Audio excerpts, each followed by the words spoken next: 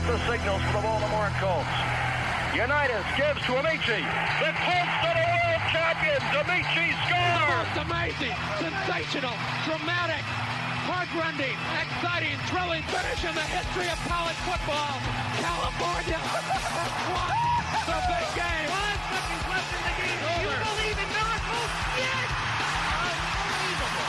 This is Phil Steele. This is Mike Burnham. This is Wes Durham. This is Mike Ashley. Hi, this is Chuck Foreman, number 44 of the Minnesota Vikings. Woo, mercy, this is handsome Jimmy Vance, the Boogie Woogie Man. This is Coach Fry with Virginia Tech Football, and you are listening to Big Dog Sports Talk. Are you ready to rock? Are you ready to roll? Okay, let's do it. You're in the doghouse with Rick Watson on Big Dog Sports Talk, presented by Pulaski County Sports and Entertainment. Join us in the Family Fencing Studios and chime in on the McClellan Chiropractic chat line. He's keeping cool with help from Little River Heating and Air, but this show is straight fire. And now, the big dog, Rick Watson.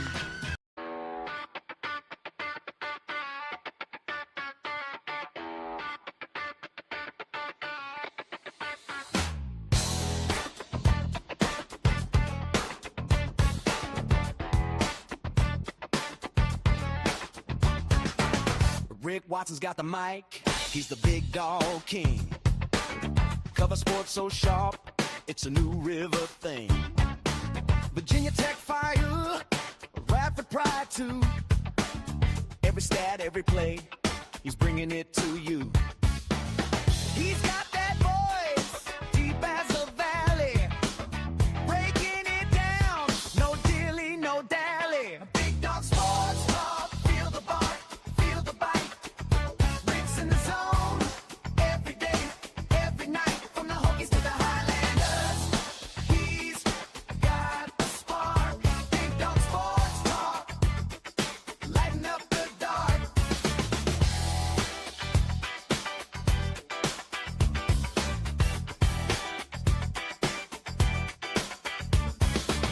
He's got the scoop, faster than a sprint. Calling plays like a coach, every word's a hint. From the courts to the fields, the stories unfold. Rick's play-by-play, worth its weight in gold. With a laugh and a growl, he'll pull you in. Big Dog's podcast, let the games begin. Big Dog Sports Talk, feel the bark, feel the bite. Rick's in the zone, every day, every night, from the Hokies to the Highlanders. He's got the spark, Big Dog Sports Talk, lighten up the dark. Sports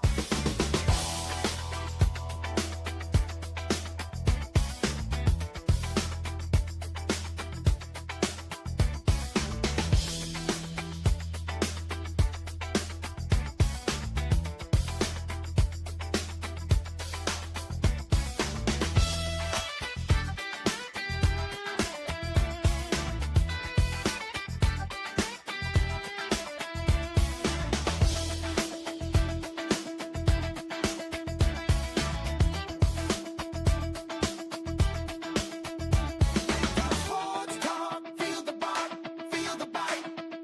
Rick's in the zone, every day, every night, from the Hokies to the Highlanders. He's got the spark, Big Dog Sports Talk, lighten up the dark. Big Dog Sports Talk, feel the bark, feel the bite.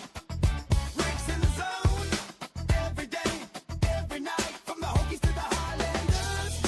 He's got the spark, Big Dog Sports Talk, lighten up the dark.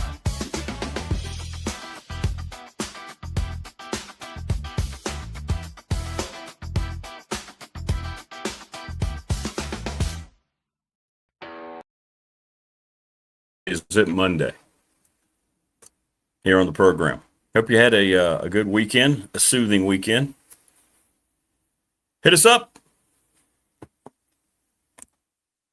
in McClellan Chiropractic chat room and on the Professional Incorporated text line.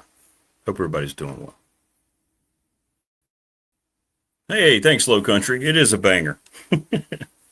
That's why I try to listen to the whole thing, especially on a Monday. What's up, Steven? Go Jackets. Coming up today, we're going to get some football stuff in. Coach Elmo and Todd Grantham's going to let us know what's going on with UAB and their practice. And be some good stuff. Media day yesterday in Blacksburg. We'll talk to some of the correspondents who were there throughout the week and get their vibe. Obviously, on a media day, most of that stuff is a controlled message, so it's kind of hard to know, but see how much Andy has gotten to see and what he thinks. So, there you go. Practice is here. We're getting fewer and fewer weekends to where we won't have football. How about that? Isn't that awesome? Isn't that awesome? Oh, no. It's great. It's great. So yeah, it's gonna be interesting to see. But what is it? See, so this weekend will be the 14th and 15th. So you get full slate of preseason games. The jamborees in high school football begin on the 21st, and then week 0 will be here, and we'll be talking about football. We'll be able to get more into the tech season after the VMI game. Then it'll start to feel like football. But I hope everybody's weekend was great. Went down to the Big Lick, spent the whole day in Roanoke with the wife, Will Stewart. And the Big Lick Comic-Con is... I know they announced they had a record crowd, but they've got a lot of improving that they have to do. We'll just say it that way. Is that the nice way to put it? It wasn't a wonderful experience down at the old Big Lick. Chaos as you went in on the first day. So I think what you do, you have the folks who put it on, and it's now officially outgrown the Berglund Center, which is just an absolute rat hole. And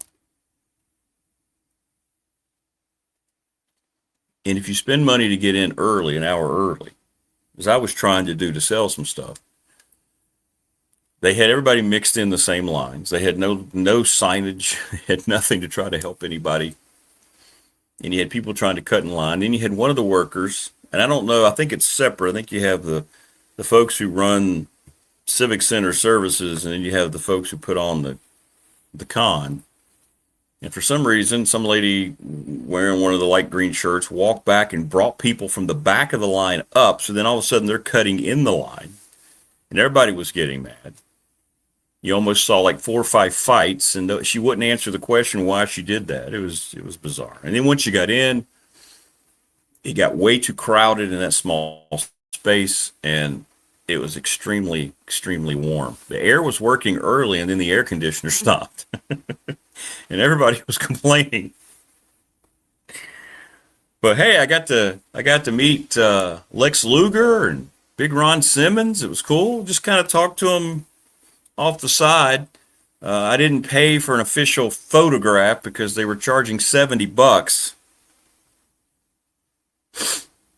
But it was nice to, kind of sad to see Lex. You know, health is not great. But he was very good to talk to. He was still funny talking about some things. But they would talk to you and stuff. But talking to Ron Simmons about Florida State, he's ready for Mike Norvell to be gone. Catherine Bell was there from JAG. Remember her? Still looks really good. She looks really, really good. Got to say hi to Catherine Bell. Good morning, Geese. How are you?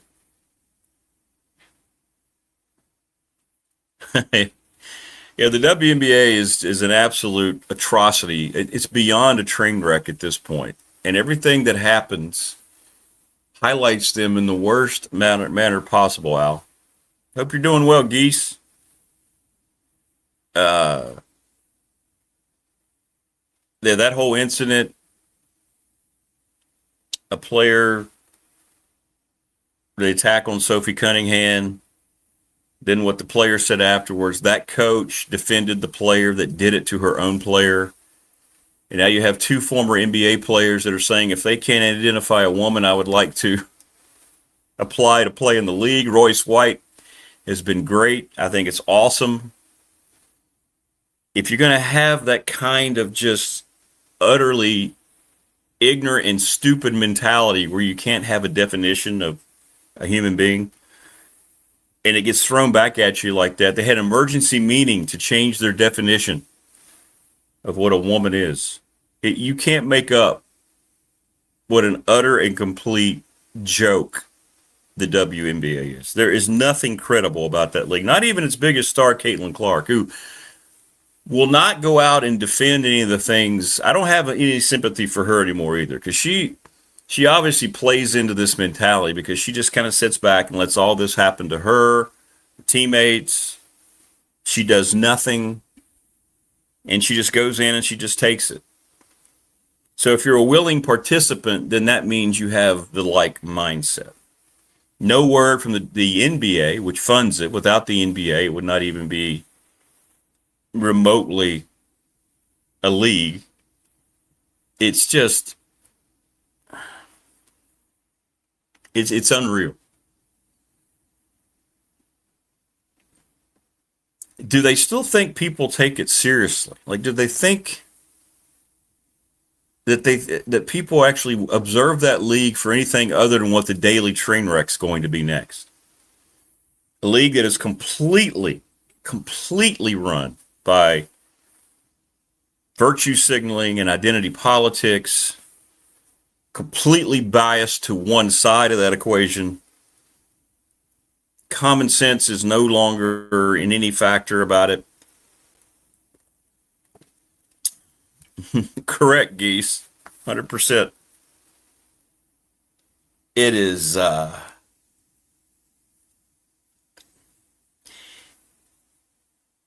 it's mental illness is what it is. It's it's just condoning that mind think is just, yeah. And I'm not surprised at all to see the only network that reports on that league is, of course, is ESPN. Like if you go to their scoreboard page,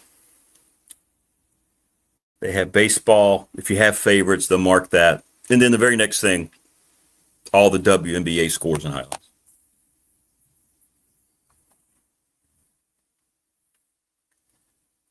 You can't fix stupid. Yeah.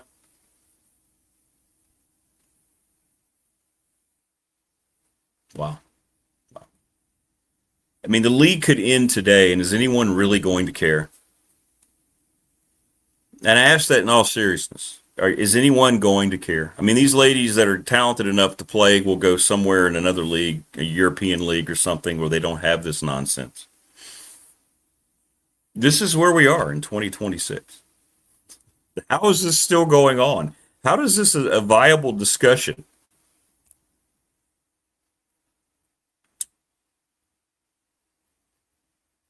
Incredible. Just incredible.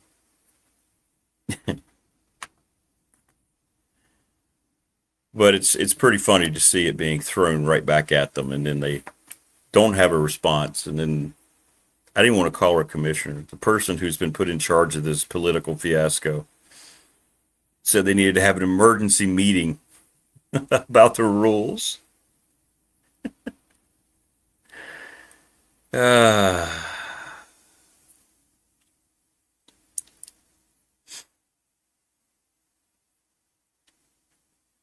But anyway, we have that. And then you have the Major League Baseball Players Association yesterday, who said, We are never going to accept a salary cap. So you say that. Once you are officially locked out, then your salaries are frozen. And we'll see how long that lasts. Who's going to blink first? But you better get ready for the completion of the 2026 World Series, and you better enjoy nothingness in baseball, because there will not be a 2027 season unless something changes. The last baseball you're going to get is when the final out is made and recorded in the World Series for a long, long time, at least Major League Baseball. Brush up on your collegiate baseball game.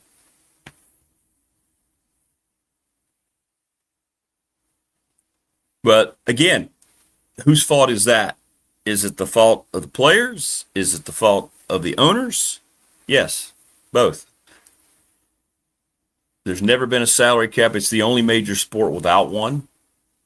The league that has flourished the most with one, that has created the most parity, and by the way, the most successful professional sports league in the world, the National Football League, kind of lives and dies by its salary cap rules.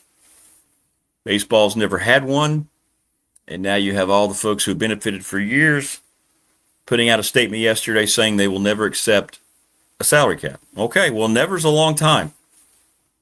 Never is a really, really long time. So good luck. Good luck with that.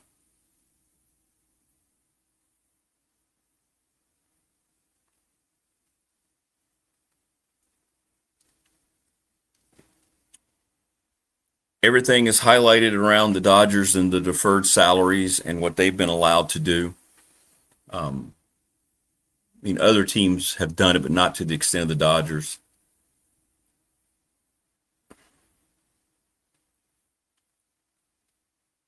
But this all stems from the rules that are not in place, that have never been in place by the gatekeepers of Major League Baseball. That what you have, I guess, new regimes of owners who just don't care about the game. They don't care about the it anymore. It's just the bottom line to the point of no return. And I know owners have always gotten involved. If you go back and read the history of the AFL and the NFL owners, it's always been about money. I'm not saying that, but at least those gentlemen back in the day, when you read about them, they love the sport. They love the game. Most of them, not all. Some were just looking at it as another opportunity. But you don't have that anymore. And I'm telling you,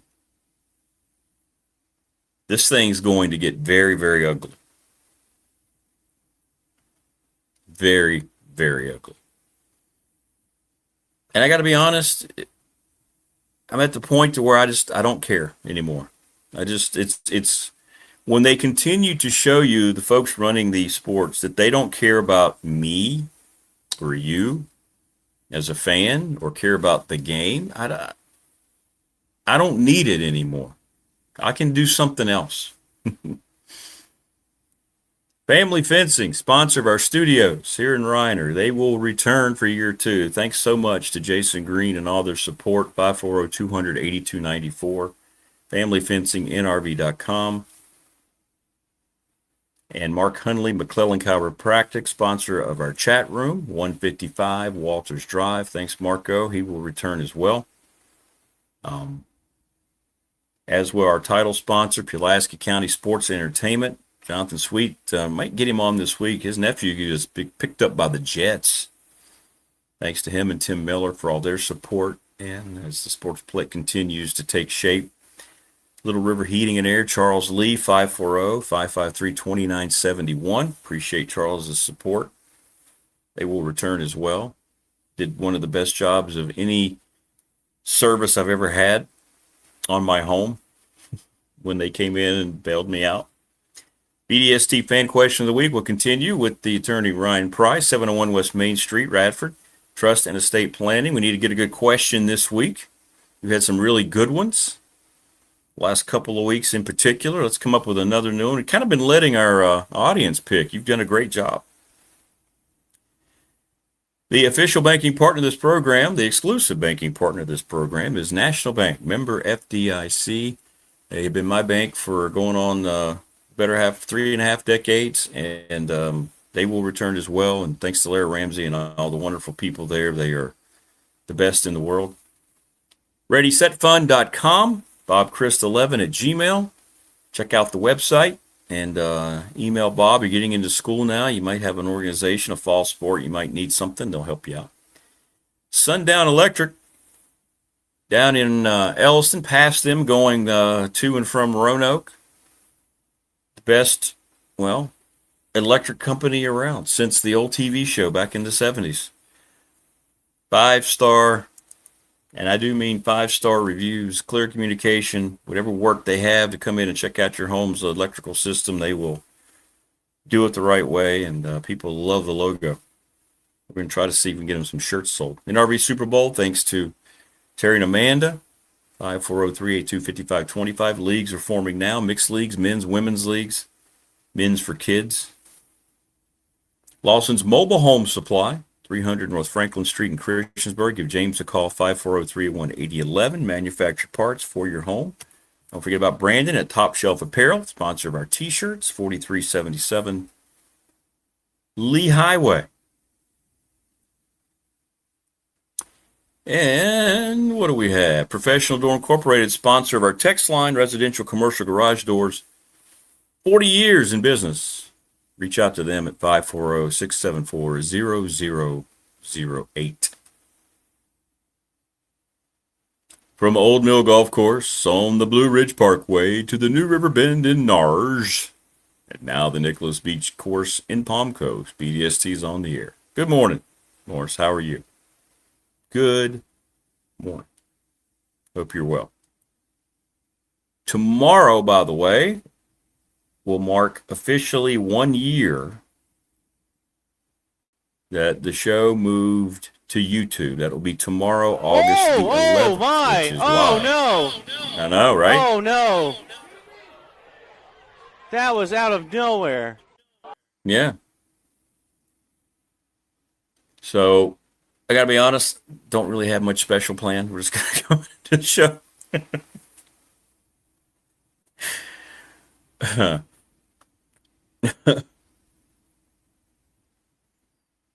We'll just come in and acknowledge it, yay, and then we'll move on.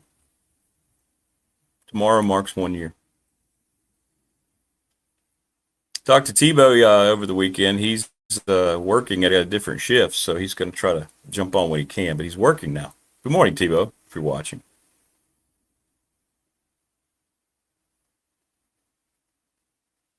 You're just peachy, but not even from Georgia.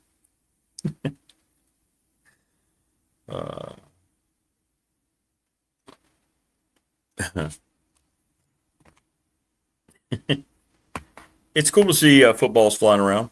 Thanks, Frankie, on our professional door text line. Yeah, I mean, it's one of those deals where you know what it is. It's practice, and it's practice.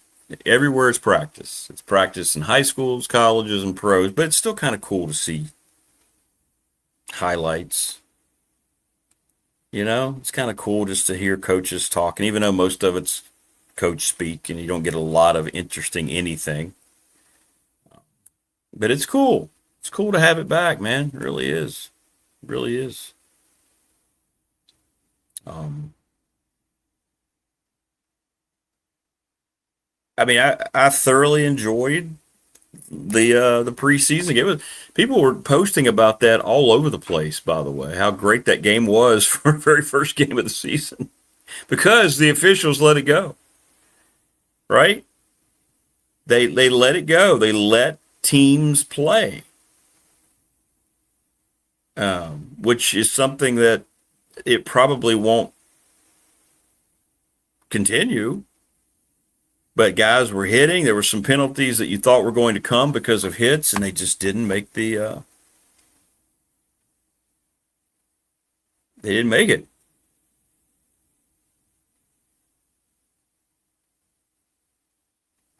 I haven't paid any attention to the new realignment proposals. What do we got here? What are they doing now? What's up, Jeff? How are you? Let's see here.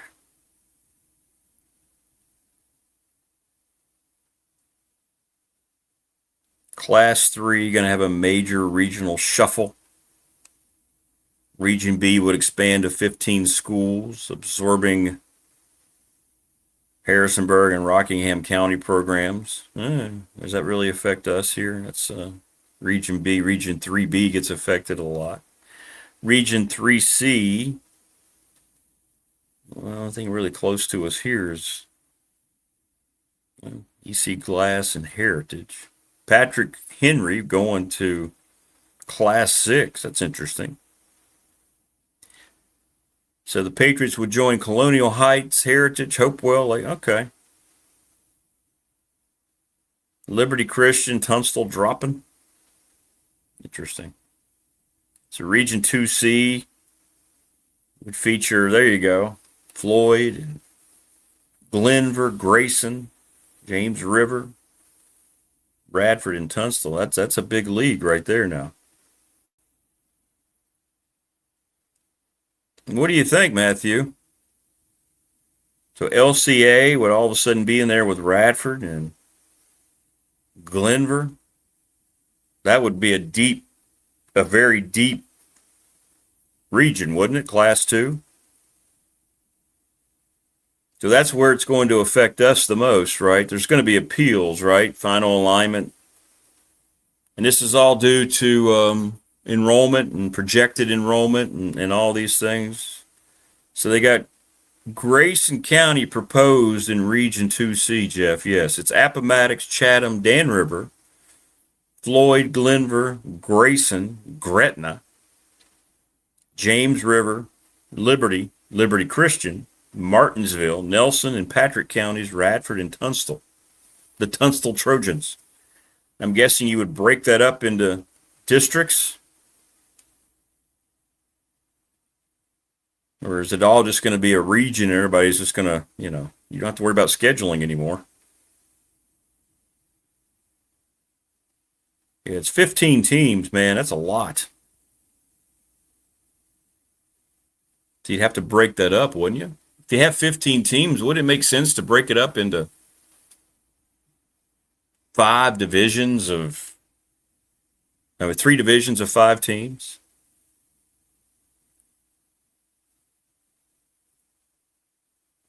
Interesting. Very interesting. We'll see what happens here. We'll see what happens with that. When is the appeals here? Let's see. So,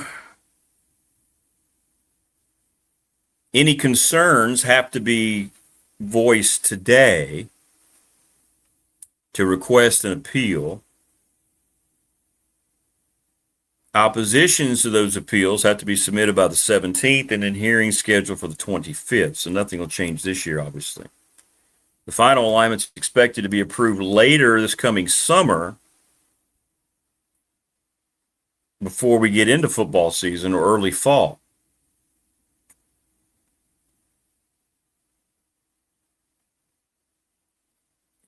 And then 27, 28, next year of the new 4-year alignment cycle would begin. Interesting. Wow. Okay, well, there you have it. What do y'all think? What do y'all think about that? Yeah, I would think 15 teams, right? Would you just do 3 districts? Or you could do 2 districts, I guess. 1-8, 1-7 teams. I mean, I don't know. And I guess I appreciate them trying to make it right, trying to fix it.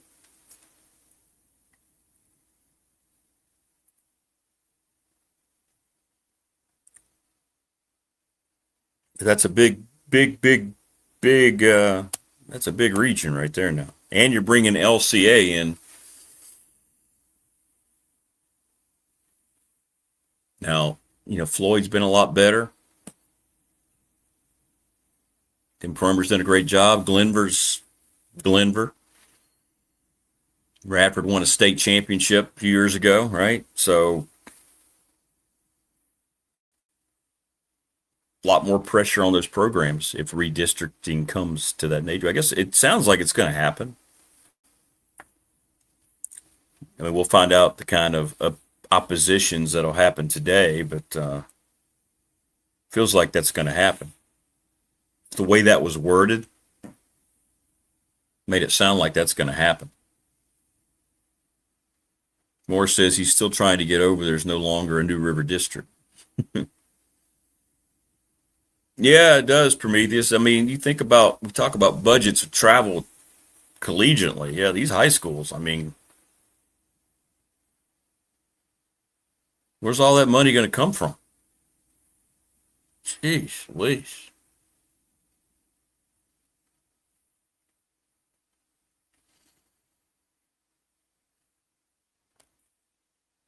You already have money problems, Montgomery County, right? School districts, school communities always are having problems trying to raise enough money for educational needs, much less, that's a lot it is. Those could be some long trips coming up, depending on the rotational part of the schedule.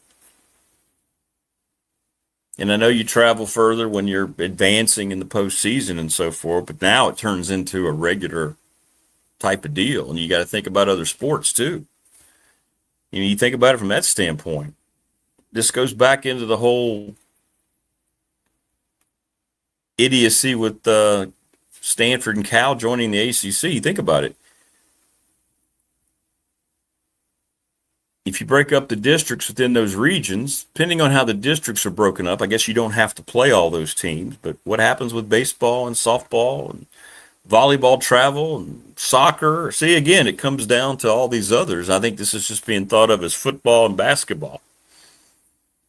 But there are all sorts of other considerations, parents, kids. You going to be able to supply a bus to all those teams, or are people just going to have to drive themselves there? So, I mean, you think about these are just common sense questions, right, with economics. So that's a great point, Prometheus. I don't know. These are the kind of things that don't get thought about until they are hitting them in the face. I haven't heard anything new. I'm guessing there's still always going to be a problem, Wayne, with getting officials, getting folks to do it. I mean, it's been an epidemic for several years. I mean, I haven't heard of a new influx of a lot of people. It might be just one of those things where struggling to have officials. Where's Jason Green from Family Fencing? He's an official. We should probably have him on and let him talk about this. Maybe he'll try to work that out. Like, I'm wondering where we are in terms of, are you still having to go Thursday nights and look at the week? You know what I'm saying? Like they had a few years ago, you had to just move games because there weren't officials to do them. We're talking football. Because it takes the most officials, obviously, with the bigger crews. Wasn't really a problem in any other sport, but it was for high school football. But that's interesting. Very interesting.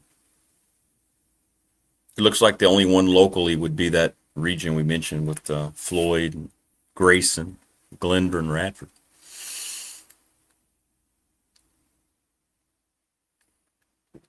And Patrick Henry, which continues to grow, would be moving right out of the area.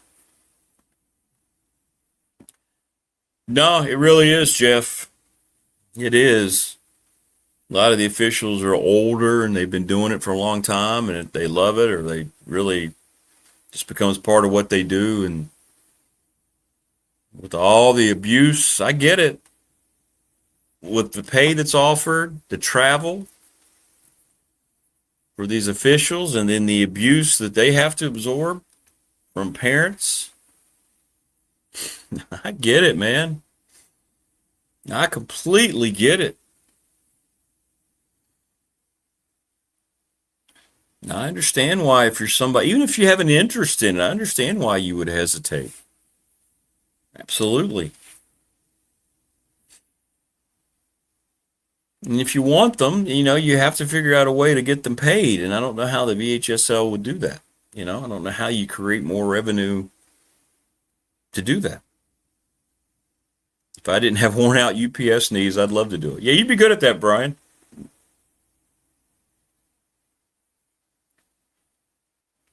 Jeff said, I tried to get my daughter to officiate soccer several years ago, and she said, no, I've seen how your parents act. Yeah.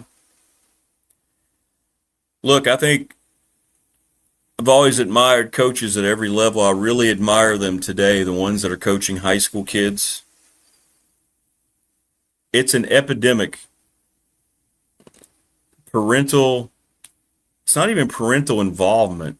It's parental disruption is just at an all-time high from what I hear. I'm no longer around it, but just what I am told, you almost these coaches have to go into it by trying to plan their, like, for instance, and I'm not speaking for him here, but, Philip Reese, the new coach of Blacksburg, he's trying to get, he's now into practice, his first camp, get his roster in order. What's he going to bring to the table? And he has to have a separate conversation with his assistants every day, maybe, about what we're going to do about this parent who thinks, it's all this stuff. Entitlement is a good way to put it. And I don't know if it's a younger generation of parent. I don't know. But I don't envy anybody coaching at that level today. I really have a lot of respect for you. I really do. No doubt, Geese. I can't imagine even if you're just a travel ball coach. We've been having these showcase events for baseball right now. I was down earlier in the week. We were hosting it at Radford University, and the kids would come off the field and their parents would be walking down I was just sitting there observing. I was in the press box just watching. You see a dad get up and go down there and just in the middle of the game talking to his kid. Takes me back and gives me more appreciation of my dad. I was expected to work on the farm until I started playing high school football. And he said, well, I'm going to let you do that, but I don't want to hear about it. He sat me down as a sophomore and said, look, if you got a problem with teammate, if you got a problem with your coach, then you talk to them about it. If Coach Hicks, you have a problem with Coach Hicks, you go to Coach Hicks. He's not going to have a problem with you unless you're not doing what you're asked to do. Don't bring it to the farm. I'll never forget that conversation. It was verbatim.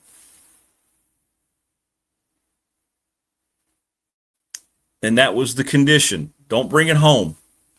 Don't bring your issues home. I'm not going up, it's because you're not happy or it's hard or you're not getting enough playing time. If you're not getting enough playing time, work harder.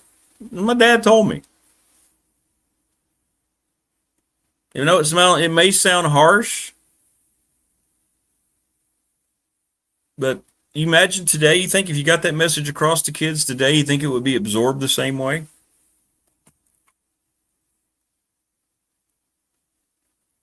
The answer is likely not. Your dad never saw your bowling skills. They hadn't developed yet, Wayne. They were kind of in their infancy. It's kind of like being a superhero and your superpowers develop later. Because I used to go up. My mom was a really good bowler. I think I've mentioned this several times. She was bowling with the Pulaski Community Hospital team.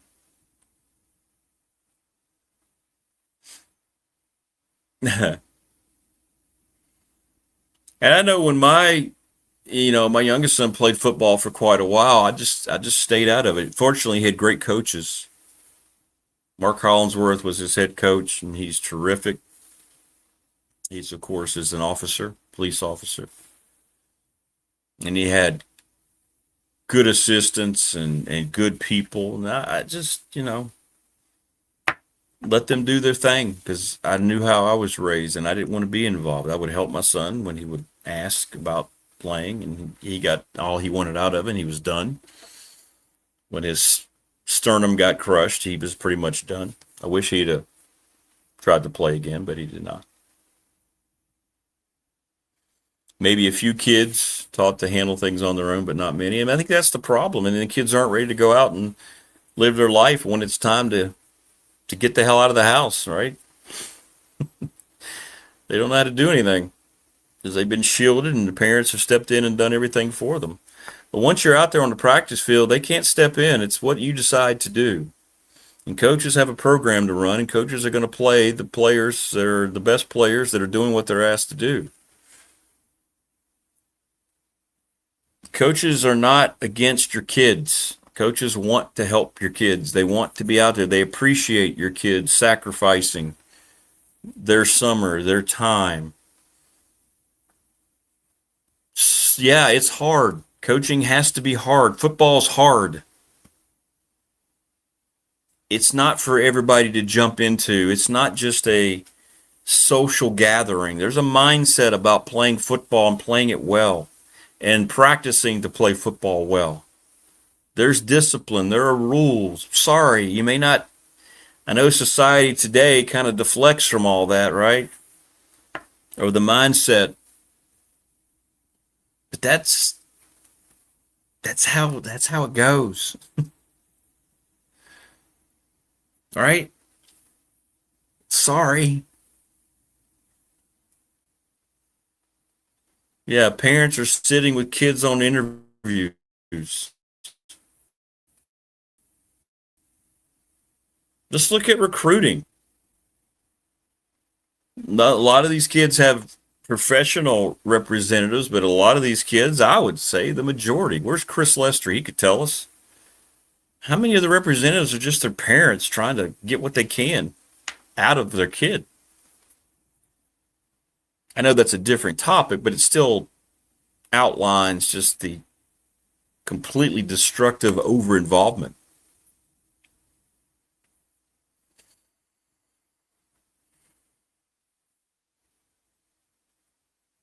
But it's okay to be coached hard. Being coached hard means your coach cares. It doesn't mean I'm not saying there are not cases where abuse can happen. Of course there is, right? And these coaches today are under the gun more than ever. There's more attention. Your slightest little thing can blow. I mean, they have to be absolutely aware of every aspect of what people might look to do if they disagree with something. So I tip my hat to all of the men and women who take their time and are coaching today. It's not an enviable. You're not making the money that college football coaches and basketball coaches are making. Most of you are teachers.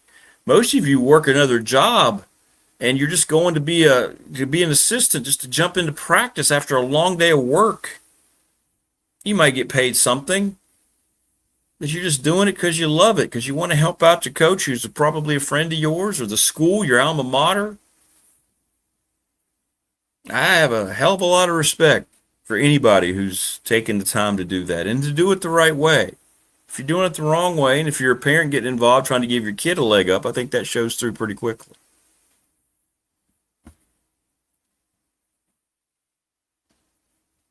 But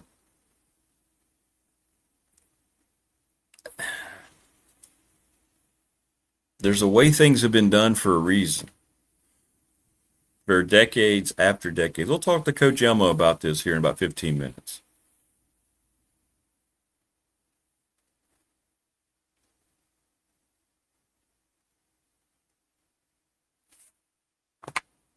Wayne says, then you have the kids who join military at 18 and have to grow up immediately. Military is no joke. Correct. There's no get out of authority or get out of responsibility card to call your parents. They're not sitting there on your battlefield training exercises complaining about your sergeant, right?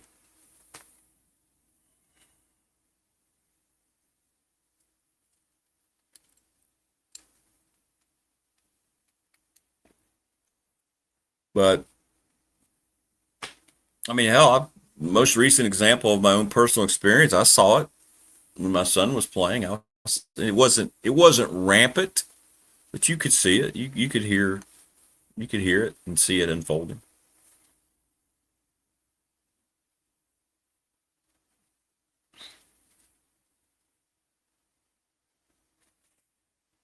But yeah.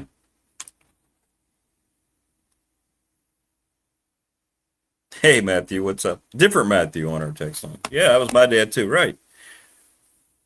Sure. Probably today it seems harsh to kids. Wow, your dad said that to you? Yeah. How much did you make for working on the farm? I slept in a bed and I ate dinner. I had breakfast, dinner. Oh, you didn't get paid? I got paid by having things in a place to live.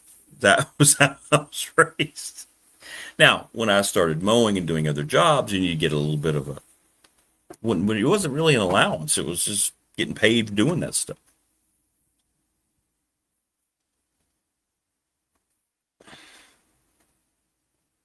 Right?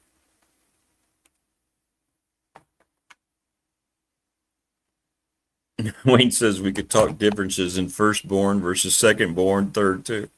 Or, if you have two sons and a daughter, or a daughter and two, right? Just don't ask the WNBA to be able to define what a son or a daughter is. Oh, is that too soon?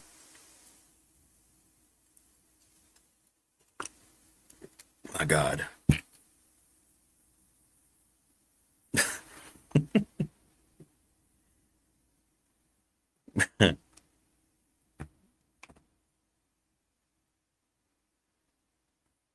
But yeah, so kudos to all you coaches. The ones who are doing it right, the ones who, what you remember, I think coaches coach how they remember how they were successful.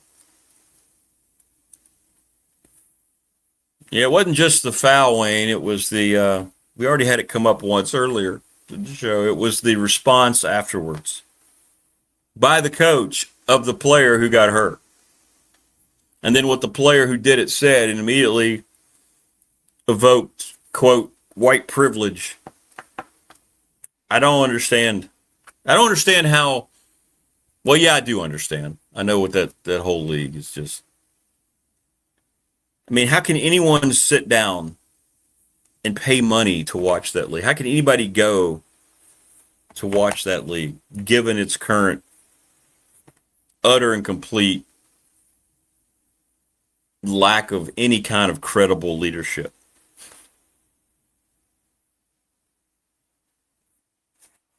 Yet the NBA sits silent because it doesn't want to get caught up politically. So it kind of tells you which side they fall on.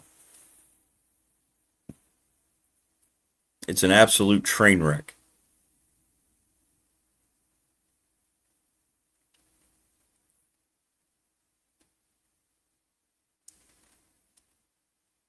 An absolute train wreck.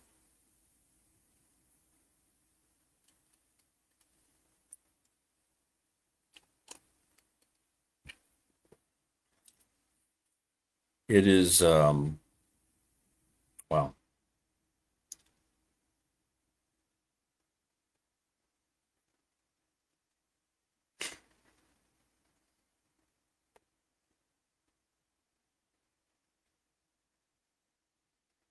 Sorry, I'm just reading some of the text messages.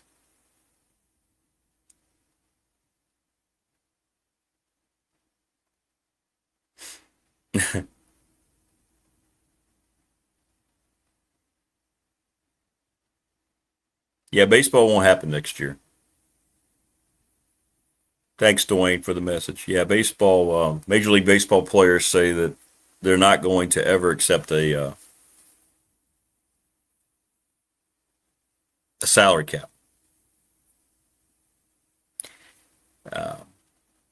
They say that now, but you realize when there's a lockout, the owners do not have to pay you. This is going to be the only time that I ever side with management. I usually always side with the players, but this is one time that I'm going to side on the other part of it because baseball is not competitive right now. Look how bad the American League is, except for maybe 2 or 3 teams.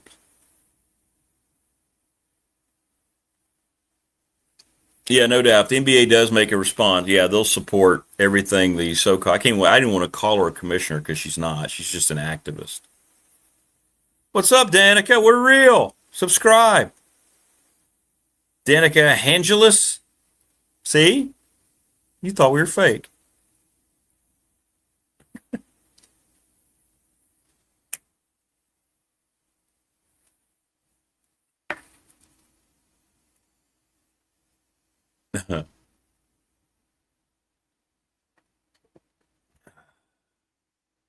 Wayne enjoyed Spider-Man. Yeah, I'm glad I saw it.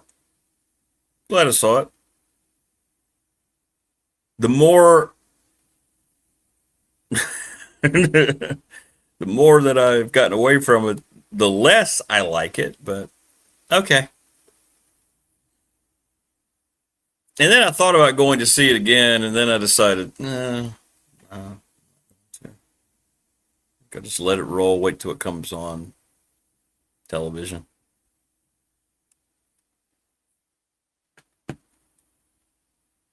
Well, you're welcome. Anytime, Danica. Thanks. Please subscribe, like, and share our stuff.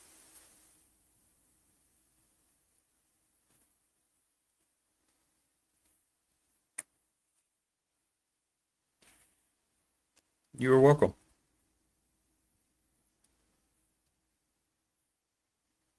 I have had several interactions with Filipino people. Very, very nice. Very nice. So you're welcome. And I'm sure you're terrific as well. Filipinos, right?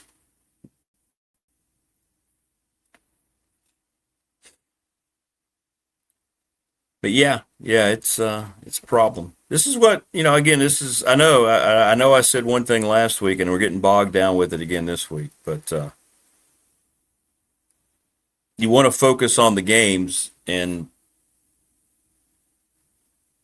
everything surrounding our games is taking away from the games.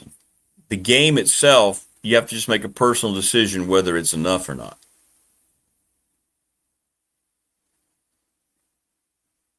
I mean, the Bills released shots from their new stadium, right? And everybody's talking and laughing at all the obstructed views they created throughout the stadium. People are going through showing you how you could pay thousands of dollars for a season ticket at a certain area, and yet you can't see. And I don't know how much of that's legitimate or not. At least the field's grass. They've got that going for them. So that's a good thing. The rest of it, not so much. You couple that with the horrible unis they unveiled that they're going to wear, I think, 2 or 3 times, that all gray with the weird, what are they doing? Why? How can this uniform abomination continue?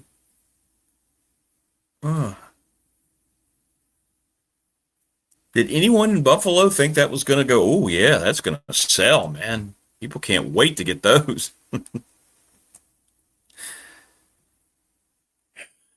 The game itself is what we used to talk about, correct. Now it's everything else. And think about it too, it's not us as fans. We don't want to. It's everybody who's supposed to be bringing us this, all of our sports in the best light, right? Bringing the product to us, selling us the product, and creating the best case scenarios for us. We're the consumer, we're the fan. I mean, right now, Tech fans, all they want to do is get as many quotes and pictures they can from week 1 of practice, and then you start to focus on getting closer for the first game. That's the way it is across the country, and then there'll be 5 or 6 stories that show up about what's going on outside of it. that will get focused on because these websites want clicks, they want hits, and we'll start to get all these rumors about other things that are going on. Baseball is not even going to get through its postseason without everybody taking the attention off of that onto the obvious work stoppage that's coming.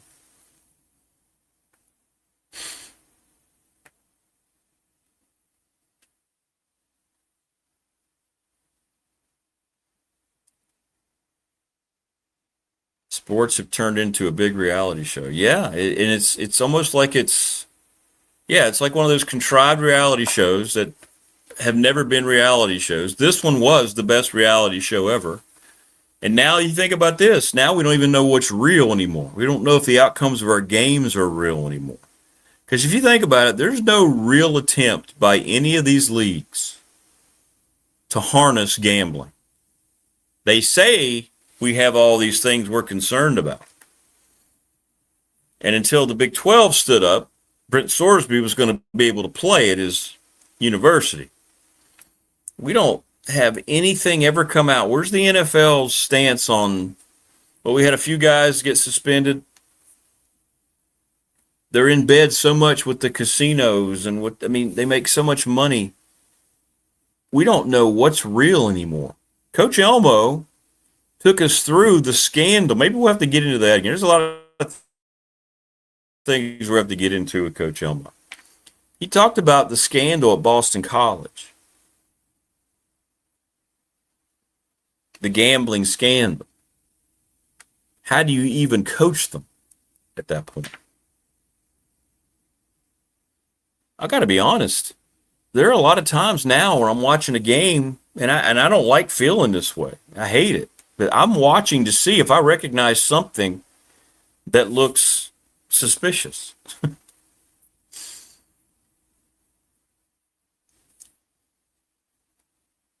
You might have guys practicing knowing they've agreed to do this for a certain bookie or a certain website, app, then now they're practicing how to make it look. How do I put a mix in of, me being good at what I do, and then at the same time, oh, here comes that fourth quarter fumble. Oh, here comes that pass that I'm going to drop with 6 minutes to go to gain the game on 3rd and 6. Or if you're a defender, I could have made that tackle, but I'm going to let him get the first down, and then I'll go, I'm sorry, but I start thinking about all this stuff now too. We've all watched the games for a long time, and we know what it's supposed to look like. I mean, it's very unfortunate that this is where we are in this age of so-called advancement here in the middle of 2026. We seem to have regressed into almost a prehistoric age mindset that settles in, and you look at all the problems that's going on with one of the most profitable entities we have in this country, sports. What's up, Coach Elmo? Good morning. You know about all these topics. How are you? This one's over my head. I tell you, you're on a roll this morning. Well, I mean, it's just, when do we get back our sports? Is there going to be a time that we can get back into this as just being fans, or is everything surrounding it, Coach? It's had to be one of the reasons you got out of it at some point, and why you've talked about these other coaches that have gotten out of it, right? They just are like, all right, it's not the same game. It's not the same thing anymore. It's changed so much, right? Are we ever going to get it back? No, we're not, are we? It's not. But when you do, like, anytime I get to visit a campus, like this past weekend, I was at Virginia, and what a great time! Okay, we don't have a long enough show because I'd have to start with just thanking everybody from Coach Elliott to the director of football operations, Blanda Wolf, great guy, former high school coach. Came to Virginia with Mike London's been there ever since, and he knows where the skeletons are buried, so he'll have a job forever. Most of those guys said, like John Boleyn, be nice to John Boleyn. Yeah. Like him or not, he knows the skeletons are buried, so you don't want him writing a book, trust me. But, when you sit in the meetings, and I got to sit in the specialties meetings and then the individual meetings, you go back and the kids they're really good kids. I mean, that's what still brings you back in this business.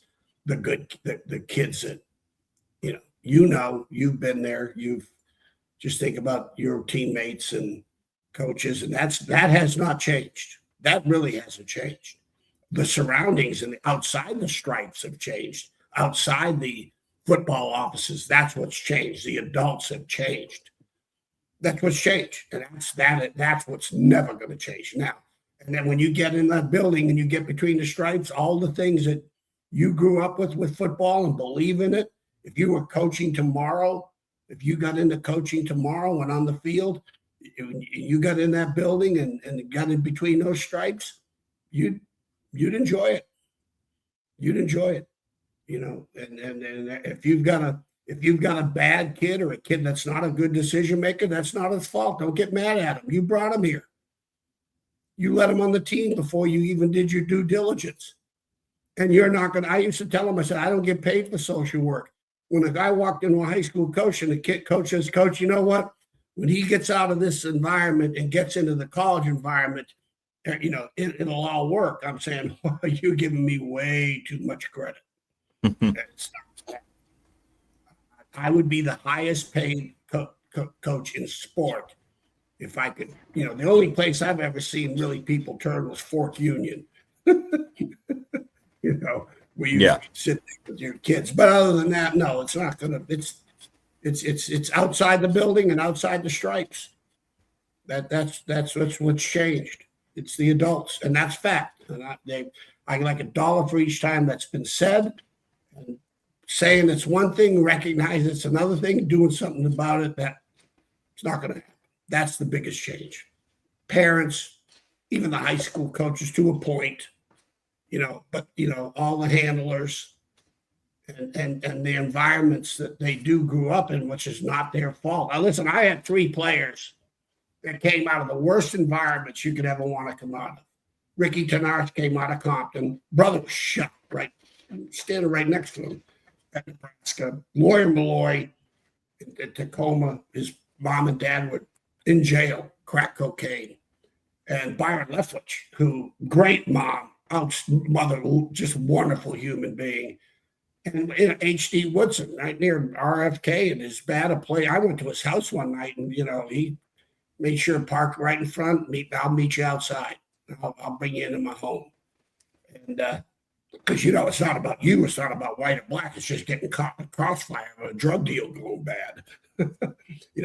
The thing about those 3 kids, if you YouTubed and put those kids on your show back in the day in college, you would never know. You would think Ricky came from Beverly Hills, Lawyer came from affluent Seattle, and Leftwich came from Loudoun County or Fairfax County. And the difference was that all 3 of them is they all had smiles on their faces, positive kids, because they let it go. They let their environment go. They knew they were in a better place, and in order to help their surroundings and the people around them that love them the most, particularly the parents like Lawyer Malloy, with his mom and dad, he was going to, his goal was to make it in the NFL so he could take care of his mom and dad when they got out of jail. And he did. You talk about a first-class person. They have that it factor. But here's what my experience was dealing with them, because I coached 2 out of the 3. Byron, I was just, spent a lot of time with Byron at Marshall. He'd come to the defensive meeting rooms as a quarterback. So I'd like one of the pickers' brains from the defensive perspective. But they just They let their environment go. They did not go back. They didn't want to go back, other than family, but they were not going back. And that's the difference, and that's hard to find. Hard to find. You bring that environment with you. There's going to be a lot of challenges outside of just the football. So it's not the kids. No. Coach, I'm getting a ton of text messages. People, I guess, didn't hear. If you don't have to talk about it again if you don't want to, but they want to find out what happened with you and BC and the scandal. Is that something you want to revisit again or not? I mean, I don't want to belabor. We got fired. Yeah, no, it was. I mentioned to you on the show when the gambling thing came out with Texas Tech. Correct. Drugs is not as big an issue as gambling. That's the individual. Okay? It doesn't really affect the team to a point. Okay? Nothing will destroy a team faster, in my experiences, because I've done experience all of it, is gambling. And especially when they're betting on your miseries, when you're losing games, and they're betting, against on you to make money off of your misery. And in that locker room, you talk about fracturing a locker room. Oh my God, it was the craziest experience I've ever been through. You can look it up, you can Google it. Yep. There were 13, 15 kids suspended, and it was ugly. How did you get wind of it? Yeah, how did you? Ed Henning, the head coach, apparently he got the word, I don't know, somewhere midway. Gambling was a big problem on the BC campus. You had a bunch of kids with their money, private schools, Boston, and it was mafia related out of New York City. As a matter of fact, the bookie, the student, a lot of students, well, not a lot. The bookie who's doing this with the football players was working / with mafia. Matter of fact, the story was, Rick, I can't substantiate. I'm just telling you what I was told. Sure. He had a year before, this kid got the crap kicked out. They threatened this because he wouldn't come up, didn't have whatever the monies and however that transpires with betting and how much you owe the mafia and all that stuff. And it was ugly apparently. And then he kept on doing it. Okay, cleared his money, kept doing it, and apparently they found out who it was. He sang like a canary because it was and Dan knew about it a couple of days before the Syracuse game. He got wind of it. The first time I heard of it was we lost to Syracuse, and I told you, I mentioned this to you on the show before. It was, oh my God. I was looking, I go, this was not practiced. And we're not even talking about talent. You couldn't coach some of the things that were done on that field. Then we were at halftime of the Pitt game is when I found out, all the coaches found out. We were losing the Pitt on a Thursday night game, ESPN game. They were a bad football team. We were a poor football team, but they were really bad. And they were beating us. We were playing terrible. Dan came in at halftime and basically really upset and threw a trash can. And, hey, I'm tired of this gambling allegations. And that's when I heard, and I turned to my buddy, I go, we're done. And we had about 3-4 games left. We had Notre Dame the next week. Yeah. Miami, Notre Dame left on the schedule, and it was ugly. And as soon as the season was over, we were fired. And that's when Tom O'Brien took it over. You talk about statue and coach of the greatest coaching job in quote Big East football. You had to take over a fractured program. So that's sorry for the long deal, but no, I think it's fascinating to know. And thing about it is, there were some starters that were involved. Now, they never did come out, I guess, and say there was game fixing. But again, how do you know? How do you know? Correct. But that's when I watched the Pitt game and particularly the Pitt game. That's right. Yeah, you saw the film. Yeah, you're not going to fix a game, but they're contributing to the outcome. You can call that fixing. I don't know. However that's defined, but there was no question. that a player or two that could affect, not would or will, but it's just like a third down. Win two more third down battles. Hey, you may win the game. You know what I mean? Sometimes it's one less turnover. You could win the game. If you've lost the game and you sit down, you start evaluating your third downs and evaluating your turnovers. You go, hey, one less turnover, one more third down win, offensive, defensive. Would give us the opportunity to win the game. Well, you take that same thing with the kid on the field. Opportunity to make his money in a play. Not that it's going to affect the outcome of the game, but so that's how I looked at it. Well, we'll get off of negative stuff. You mentioned the UVA trip and Tony Elliott. Oh my God, it was Tony this Elliott. Weekend. Was great. It was cool. It was really cool. I got there early and went into the facility. Their facilities are off the charts. Their whole football facility now, the weight room, indoor, it's first class. They're up there. If they ever knock on the Big Ten door and the Big Ten people come down and tour the facilities, they'll go, okay, all right, yeah, you got a chance, or whatever conference. It's funny, there was an alumni.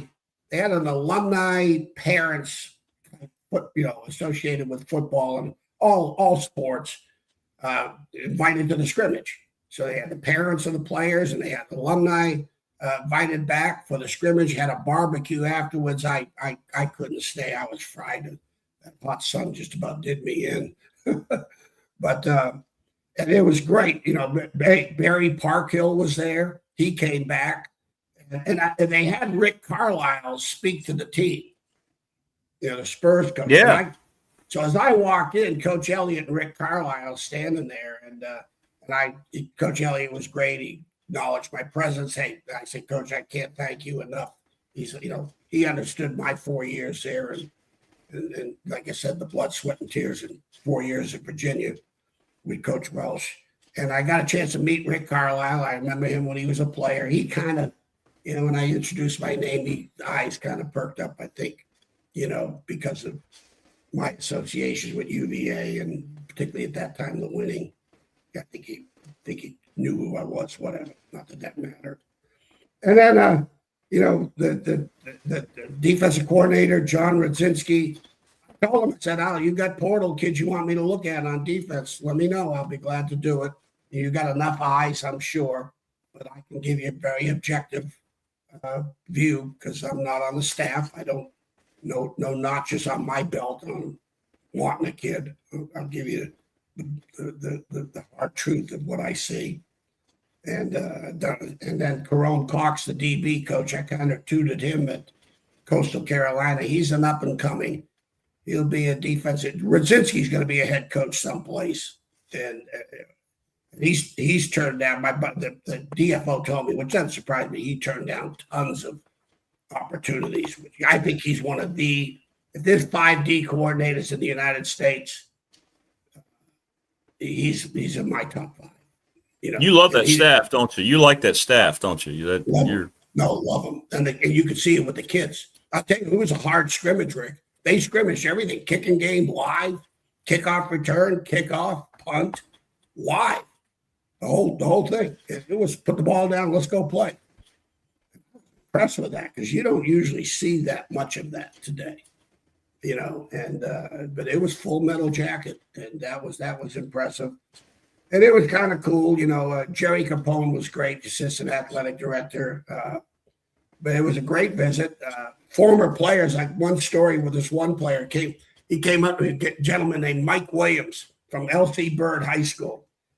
Mike had a really kind of rocky road there when he got there. He was a very highly recruited kid, and apparently, I don't know, he got involved in some, poor decisions. A great kid, and had to leave school, but they came back and they kept putting him back on scholarship, which is a great tribute to the kid. He cleaned everything up, and all of a sudden, bad decisions became good decisions. Good decisions, good consequences. Bad decisions, bad consequences. I always tell the players, figure it out. It ain't that hard. I don't think. So he was, in the 3 deep, when you're looking at the 3 deep at linebacker, he was the 6th rated. If you said, okay, I'm going to go on a 3 deep and I'm going to rate him 1 through 6, he was number 6. Physical kid, smart kid, very unassuming, quiet, did his business, and he traveled, special teams, things of that nature. He was like Lloyd's of London as far as the depth chart is concerned. If a grenade went off, okay, let's mop up in the game. Well, we've just lost to Notre Dame. George Welch was so mad. We got to play Penn State the next week, and we just got our ass kicked by Notre Dame. This is the greatest coaching to win the next game I've ever been around. He went in that locker room, stood up on the bench, and I've seen George upset, but I've never seen him mad. And there's a difference. Yeah, right.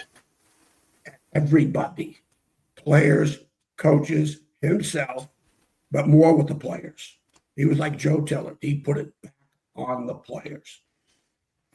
Myself, I'm going, oh my God. I mean, I was in shock. He shocked me, Rick. I've given those speeches before too, but wow. Well, we got to play Penn State up at Happy Valley next week. They're number 10 in the country. And we had some good players. He knew we had a good football team. And we actually played a really good second half against him. We really did. But it was all about the efforts and things, and wanted to make sure, because it was Notre Dame, that's not why we lost the game. We played terrible, blah, blah, blah. So we're in a Sunday team meeting, and my number 1 and 2 linebacker, number 1 and number 2 on the competitive linebacker depth chart, 5 minutes late to the meeting, he throws him out, throws him off the team, and suspends him for the Notre Dame game. Wow. All of a sudden, Mike Williams goes from 6 to 1. He's the guy now. 6 to 1, because he was 3 deep in that position. We had 2. Not that they were different, but they were. We had a lot backers position. We had and then we had what we call a Mike linebackers position. But so he all of a sudden he goes to 6 to 1. So I bring it. So we were talking about that. I'll say this. On the 89 team that won 10 games, most in the history of the school, that won an ACC championship, the first ever in the history of the school. If you ask any player of the top 5 memorable moments of that year or the careers of players in that span, they will repeat this. This is what they'll remember. So I told Mike, I said, Mike, all right, here's the deal. I said, when we do inside drill, middle drill, you're as good as anybody. You'll be as good as anybody on that field. Okay? Yeah. You're going to be you're an all-conference player from inside the tackles. I said, and they had Blair Thomas, a Heisman candidate. Yeah. Running back. Yep. So I told him, I said, Mike, here's the deal, Mike. That ball's run inside. That's your strength, and we're going to win with you. You have the talents and the mentality to win those battles. If they run the ball outside, I don't care, and you shouldn't either. Let those other 10 SOBs earn their scholarship if they run the ball outside, because that's not who you are. If they throw the ball, I don't care. I said so, and they were an inside heavy run team, and we beat Penn State. I think we held them 2 field goals. We beat them up there in Happy Valley and went on to win. I think the only other loss we had was to Clemson. 17 and a half. We only lost 2 games that year. But what a great, it's the only start. He started the Clemson game. We did start him in the Clemson game, but you talk about a great story of a kid going from 6 to 1 and beating Penn State, the number 10 team in Happy Valley with this young man. That's how great this kid was. Great tribute to the kid. So he was there, and I just shook my head. I said, when I did clinics back in the day, I would always invoke players' stories because it tied into what I was going over at the clinic. Never, ever. Because it was the most courageous effort. It was all about effort, wasn't it, Tim? we won that game because of his efforts. And boy, I'll tell you, I couldn't have been any prouder as a coach. Probably the most courageous effort to win a game of a kid that I've ever coached, and that's ever in 40 years. That's fact. So he was there. So it was kind of cool. Yes, I was thinking. Now, the one other kid that was there named Buddy Omohundro. You'll love this one, and I'll let it go. Buddy Omohundro played at Clover Hill High School. And he was one of those kids, good, solid Virginia player. And George was great about it. He wanted to take the in-state kids. He gave the benefit of the doubt to the in-state kid. So he wasn't, by today's standard, he'd have been a 3-star, 2-star, 3-star by 247 or whatever the hell. But I like the kid, safety type kid, going to be special teams. He'll be a contributor, smart kid. His dad was Frank Beamer's roommate in college. Yeah, that's cool. That's really cool. In the guidance office with Buddy, his dad and Frank Beamer outside I can see the glass. When I close the door, I'm in the guidance office, and they're waiting and waiting and waiting. And I'm sitting there, and I'm just taking my sweet ass time. I'm going to sit there and let them wait.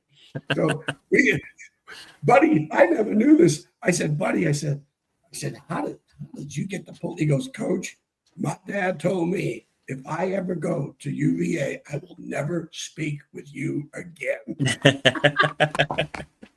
And he never stepped foot on the campus. He came to Virginia. And his son is playing. His son's on the team. His son's a tight end on the team. He's a loyal UVA guy, but his whole family was Tech people. He said, Coach, because of you, I went to Virginia. You sold me. I said, well, sorry, I orphaned you. So those were the two kids that were up. I was thinking. Everything else you've accomplished, you're kind of a Big East guru. You think about all the places you were in as the Big East was settling into, its evolution. Whether you're at Tech, whether you're at BC, whether you're at Syracuse. I mean, you were there kind of as that league was starting to emerge, right? That's kind of cool. At Syracuse, let me tell you what. Yeah, it was a great football conference. And, they had the Big East Television Network that went into 33% of the TVs in the country. I know. It was good. Yeah. It was huge. Mike Tranghese was the commissioner. He did a great Mike Tranghese. Yep. And Rick, you had West Virginia, who 93, they're undefeated. Just years ago, they playing for the national championship, getting Notre Dame. You had Syracuse, who was when I was there, we beat Texas, Florida, Ohio State, Colorado when they were like top 10 in the country. Those were besides the Big East teams, those are the teams we beat out of conference. We were pretty damn good, And then Miami, they were winning national championships. Then you had Pitt, who was we're just middle of the road, but boy, when you play Pitt, the only adjustment you're making is your chin strap. You better buckle it. There is no game adjustments other than your chin strap. So it was a great physical conference at the time. But the ACC, all of a sudden, ACC come in and cherry picked Virginia Tech and Boston College and Syracuse and Miami. And as soon as Miami left, that whole thing just dissolved. And that's probably potentially what's going to happen to the ACC. What happened to the Big East is that's the potential of what could happen in the next 4 years to the ACC. Especially after this weekend with some of the rules they're saying, some of the things that's going to come down. Yeah, it feels like I don't know. Feels like the ACC's days might be numbered. Yep. Well, I'll tell you what, in the scrimmage, I'll tell you what's interesting, Rick. I was watching the quarterbacks, and I'll tell you, the kid from Pitt, the Holstein kid, he threw the ball real well. He had 2 shots down the field. That ball came out of his hands, and it was a wow moment, real pretty throw. I mean, velocity and trajectory and just tight spirals. That nose did not wobble whatsoever. And he's 6'4", 235. He's a big kid, and I liked him. He started games at Pitt too. And Yep. and Pabula can run. He could run. He'd be a hell of a safety, but he could run. You'd like to have him on defense. He's it's funny. He's more. I'm sure it'll get better for himself, but there's a difference between a thrower and a passer. Holstein can pass the ball, and there was a lot. Now they had the jerseys on, but it was full metal jacket as far as the scrimmage is concerned, but couldn't touch the cubes. But Pabula, he sprayed the ball a little bit. He threw an interception that was like, it was not that that's going to define his moment, but ball was just out of control off his hand, and an interception that, I'm sure he wish he had that play back. And Peyton Lewis had 2 long runs.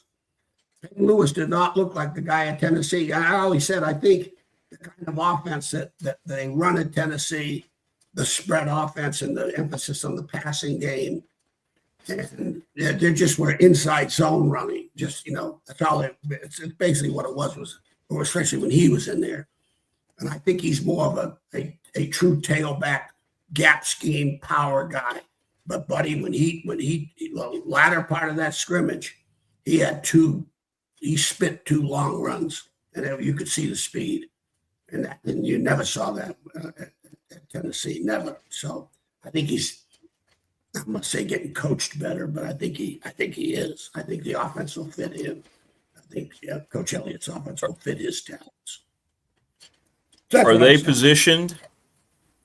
positioned to be back in the hunt in the ACC conversation? Rick, what do you think? Rick, I don't know if this will answer your question. Think about this. They brought in 30-plus portal kids last year. You know how many portal kids I got their roster. I had their roster, numerical roster. They got 39 portal kids on that roster. 39 on their roster. That's crazy. So I'm sure they lost the portal kids to graduation, but apparently they brought in another 30 portal kids. And I'll tell you the breakdown, which is kind of interesting. 24, I broke it down. 24 portal kids were from the group of 6. Okay, 24. No, excuse me. I'm sorry. Yeah, 24, group of 6 and others. Ivies, and then the group of 6. And there were 15 from the Power 4. 15 portal kids from the Power 4 schools. Okay, couple of kids like the safety from Michigan. He's a Virginia kid. He came back to the program, started at Michigan, and with all that crap house going up there, kind of like those kids that Franklin brought back, to Virginia that were at Penn State. They wanted to come back. So, and he's a really, really good player, good looking kid. And because, Peyton Lewis, a Virginia kid. So they only had 2 kids out of Virginia from the portal that were high school Virginia kids. But they, the biggest thing was, and it's interesting, their whole line, offensive line and quarterback, Rick. And I remember I made that statement. If you really look at portal, I think Todd maybe will allude to this because I think their quarterback's a West Virginia transfer who's an outstanding, maybe one of the best quarterbacks in their conference. But if you look, offensive line and quarterback, that was, 4 quarterbacks. They brought 4 quarterbacks in on the portal. And 3 of them were from Power 4. So that's a statement in itself. And they brought 4 offensive linemen in, and 3 of them were from Power 4. So they didn't get down to the group of 6 of the Ivies to get old linemen and quarterbacks. So that'll tell you the statement of how important that position is. They're spending that money in the Power 4 to get those positions to play. So I thought that's what I read between those lines of when you look at the numbers by position, the two, and they brought 9 DBs in the portal, 9 defensive backs. So you're talking again, and they're all over the place from Power 4 to group of 6 to Ivies. And that's another position. If you say DB, quarterback, and O-line, again, O-line. This is the 2nd year in a row that they've got portal hunting in the O-line. That's the beauty of the portal. And Kazim Moore and they're letting Moore and Holmes come back, 2 stars from last year because of the rule. Ooh. The judge's ruling now across the country, programs are implementing kids who want to return for that extra year, and UVA is bringing 2 starters back. Yeah. You know, it's bizarre. It's just bizarre. So I think they have a chance. You know, I mean, it's the NC State game, Blanda, the Wolf, the DFO we were talking about. He said, you talk about a preseason motivator. You know, what I call the hidden motivations. It's not the motivator. Hell, you're not going out to practice. You're going out to practice, trying to get better. You care what's about who the NC State.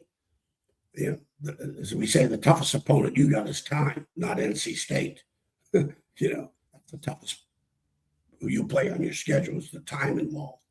But let me tell you, that game, that's going to be a great game, and because they got a quarterback and running back that are good enough to beat you. And NC State, thank God they're playing them at home. Because I'll tell you, Carter Finley Stadium, that is the most underrated fan base in the United States. Yeah, it's a good atmosphere down there. It is. Reminds me of Lane Stadium. Reminds me of Lane Stadium a lot. Just the whole vibe. I don't know. They've been doing that for decades, Rick. You know, they've been doing that for decades. They've been. I mean, I was in 1983 when I was in East Carolina. We went in there and we beat them. But I'll tell you, it was a bowl atmosphere. It was a great crowd. It was like being in a bowl. But no, it's from that perspective. But that's my UVA trip. And Chris Slade, the DN coach, who was great. Sean Moore, Sean. I call him UVA royalty. I said, you don't ever, if you had a ring on, I'd kiss the ring. You know, he's a great kid. That kid's got the best smile ever. When he smiles, man, you talk about brightening the room. Wow. He and Byron, their personalities were so much alike that you just loved hanging out with them. You just want to hang out with them, you know. Well, I hope you're enjoying your Red Sox run here, Coach. Before we go, it looks like baseball. I told you they need to fire that guy. What I tell you, I said it on the Greg Roberts show 3 years ago. Well, it's going to be your last. It's going to be your last look at him for a couple of years. So I don't care. You know, I just hope. Well, it'll be interesting. I mean, think about it. What are they on, an 8-game win streak now? They were on 15-8. I mean, that's unheard of in baseball. They had a 15-game winning streak, didn't they? Now they've got an 8-game. Yeah, I know. Last I saw, they turned around. Okay, yeah, we lost one. They lost, I think, one game, and they turned around, won it in the eight straight. I'm going, holy crap! And one thing you were talking about, you know, the coaching and the challenges of coaching today, and you were talking about that. You know, one thing about it, Rick, it's, you know, with players today, basically, if you were getting into coaching, my advice to you would be the number one thing, the first thing you address to every player is, you're going to challenge my ability to teach this game, because everybody learns differently. Everybody in this room. I've got 15 DBs, and all 15 of you will learn differently. You know, Jeff Lagerman, meetings bored Jeff Lagerman, walk-ons and walkthroughs and meetings bored him. They bored him. He was so, it was ridiculous. Just tell me and get me to the field. You don't have to show me. Just tell me and get me to the field. There's a rarity. But you sit there and say, you know, and that's what and you got to make sure they understand that when you challenge my ability to teach this game, I embrace this, because this is what's going to make me a better teacher. It makes me a better teacher, that challenge for myself. Okay. And I'm not here to challenge your courage or your worth as a person. And so don't do it to me, because this is disaster. We're on the Titanic when this happens. When we start challenging your courage, your manhood, your worth as a person, and you do it back to your coach, we're on the Titanic. Okay, this thing's going down. We're at the iceberg right now, and there's no sense even wasting time practicing, because, you know, and that's the 2 points as my recommendation to coaches. That one of the first conversations I used to have with them. Now, I'm going to challenge your decision making and challenge your talent. You're going to challenge my abilities to teach this game. Hey, this goes hand in hand. And this is how we win. This is, what's important now. And so that's probably the biggest advice I would give any young coach today.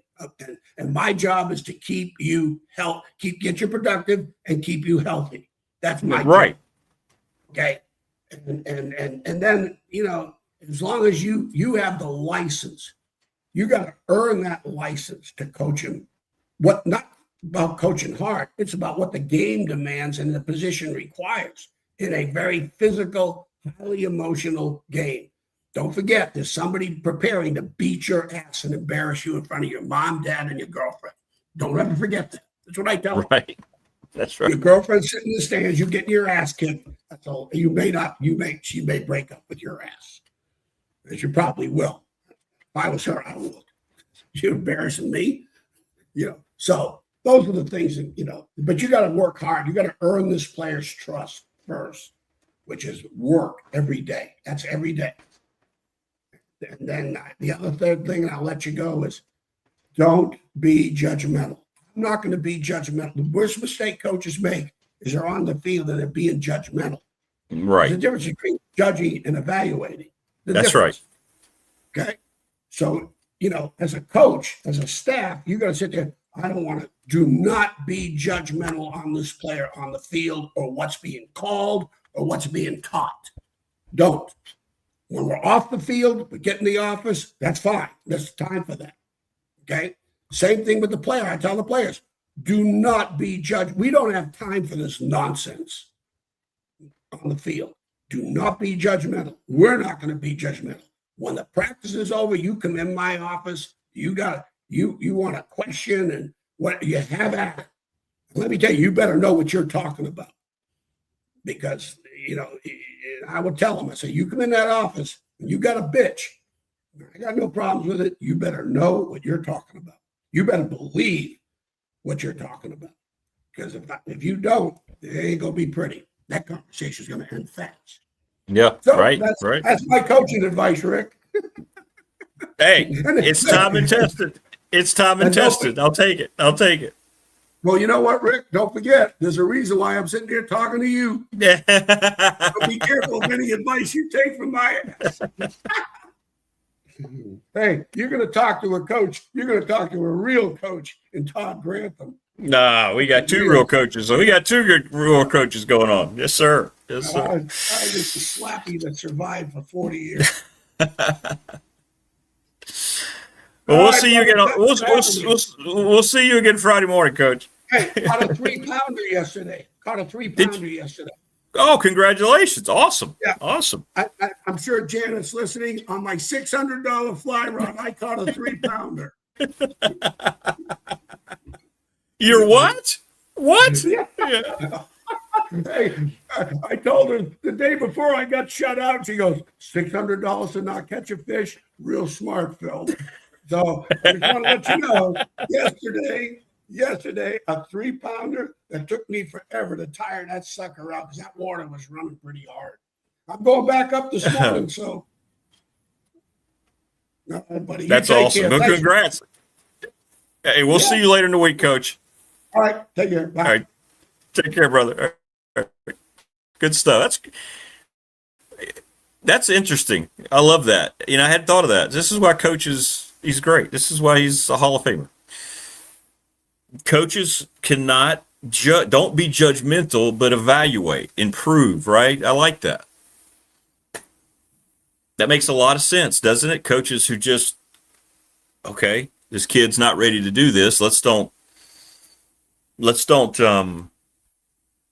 put a judgment on him. Let's see if we can coach him, make him better. Let's evaluate what he's doing wrong, and let's show him what he needs to do. I like that. I think maybe a lot of coaches that don't succeed get judgmental as opposed to just evaluation, right? That's a great point. That's why he's the best. Just little things like that.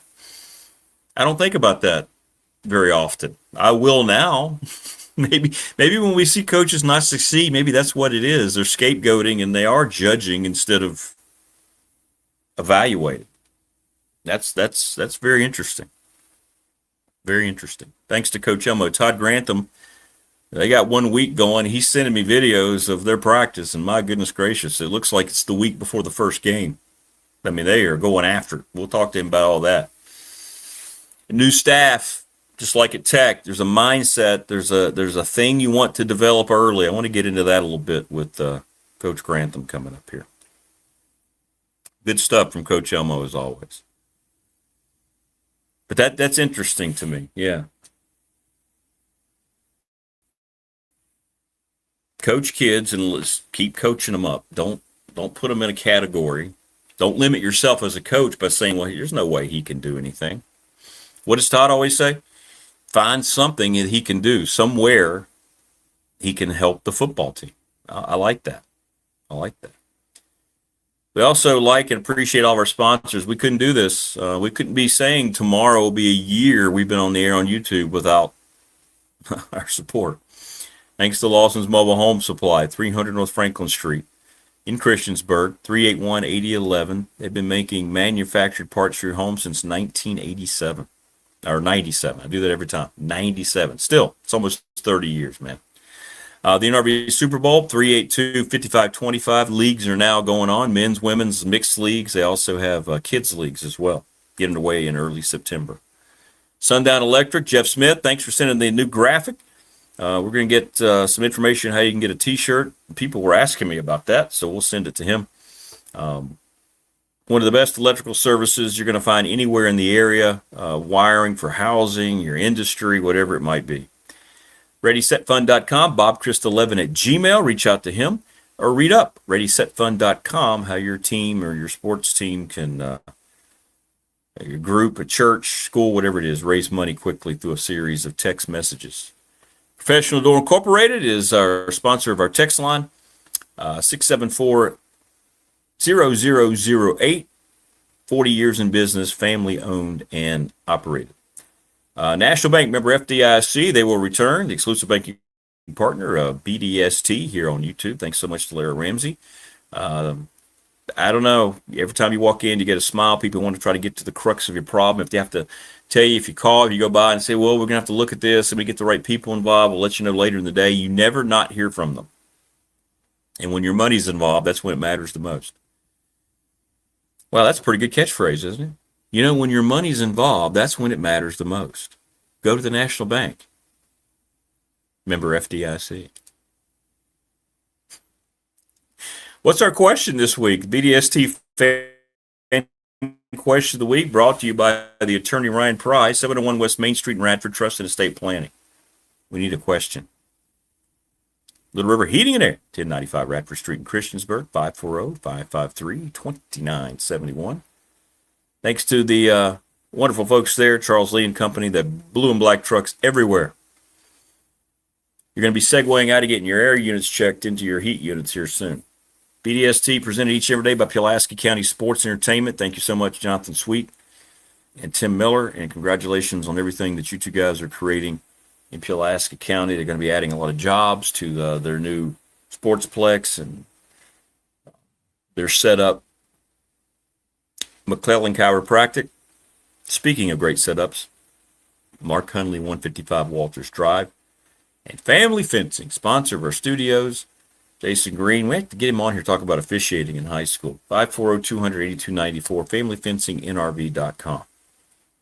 And they are an expanding business, just like we are expanding, or trying, right? Or at least we're expanding into potentially year 2 coming up. Who knows? Maybe I'll just come on tomorrow and announce that after a year I've decided to move on. Tomorrow we celebrate a year here on the YouTube. That's tomorrow. What's up, Chris Lester? How are you? Good to see you. Todd Grantham in about 15 minutes. All about the you, Village Idiot says. Well, yeah, right now it is. What's up, Brandon? Fan question of the week. Who will finish last in the ACC? Oh, that's not bad. Just because you say it may not mean that that's going to happen. Boston College. There's your first vote.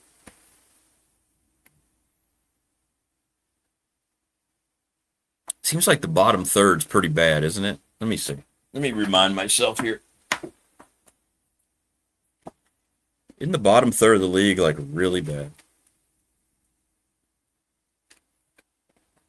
BC, Stanford. Ooh, I may have to take that back. Will BC finish behind Stanford? Whew. I'm going to put Stanford dead last. I'm going to change my vote. Stanford dead last. New head coach, new coordinators. Miami, SMU, Georgia Tech, all on the schedule. 5 ACC road games. Phil still says they may be favored in one game this year, and that's it. Yeah, travel to Blacksburg later in the year. Stanford will be last, Brandon. That'll be what we do. Who's going to finish last in the ACC?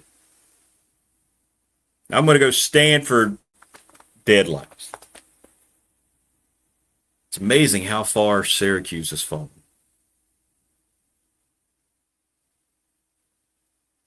It really is.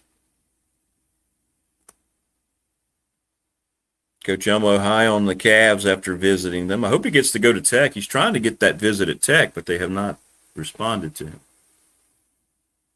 Fran Brown. Yeah, Fran Brown is this is probably a big year for him at Syracuse. But we'll get into all that as we get closer and closer. What's up, Murder Drones? Good to see you back. Brandon still going BC dead last? That's probably not bad. BC dead last. Should be one of those two, right, Brandon? Syracuse for me. Stanford for me. So if you're going bottom up, I'm going to go Stanford, BC, then Syracuse.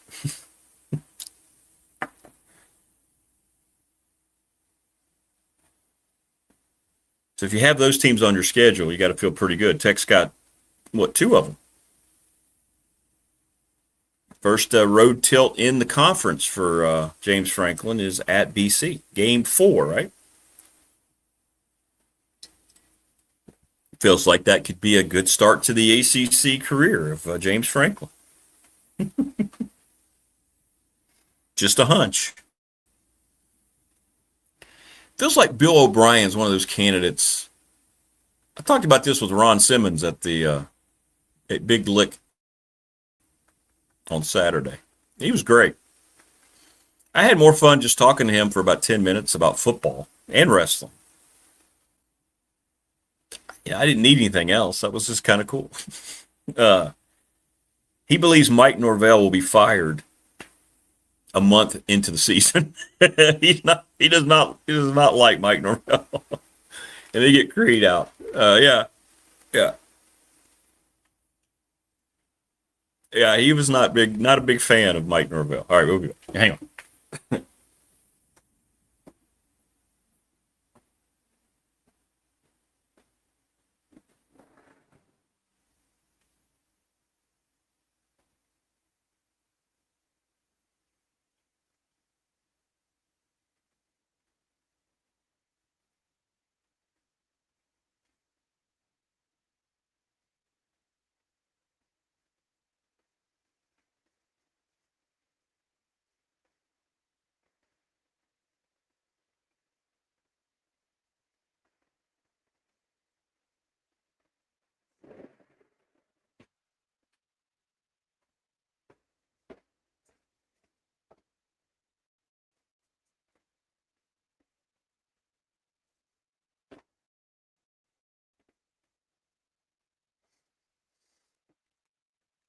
All right.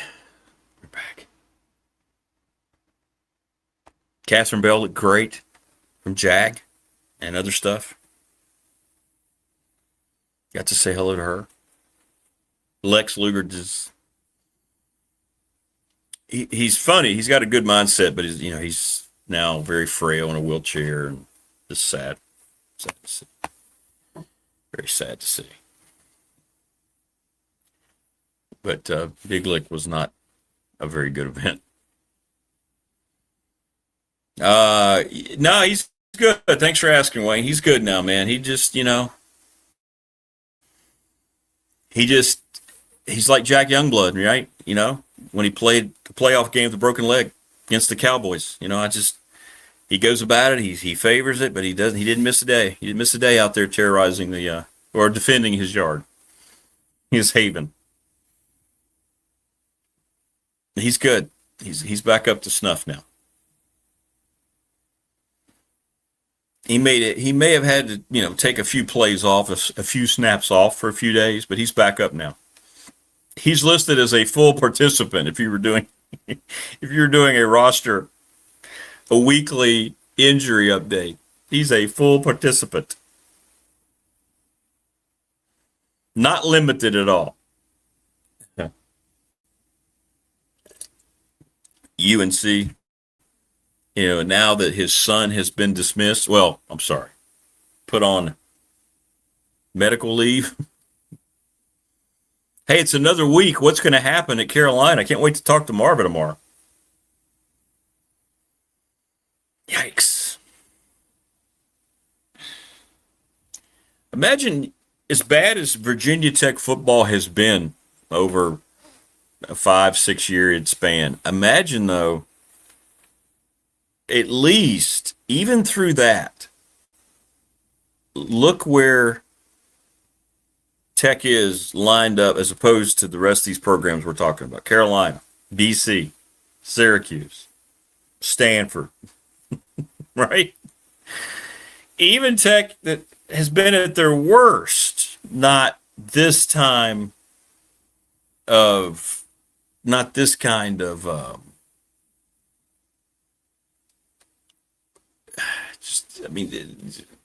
all-time low points.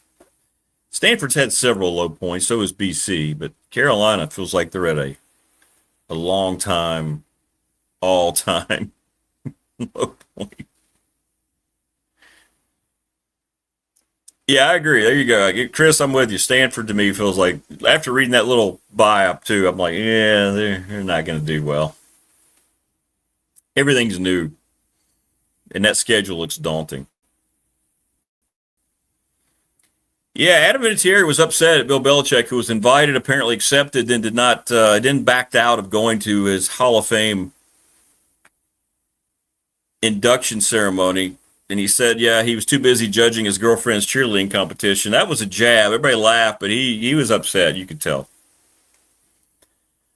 Belichick had said in the past he would always go out of his way to be there for his former players that are inducted in the Hall of Fame, and he didn't show up for Vinatieri. Creed is a gamer. He is a racer. He was a little gimpy there for a few days, but he's back. He's back.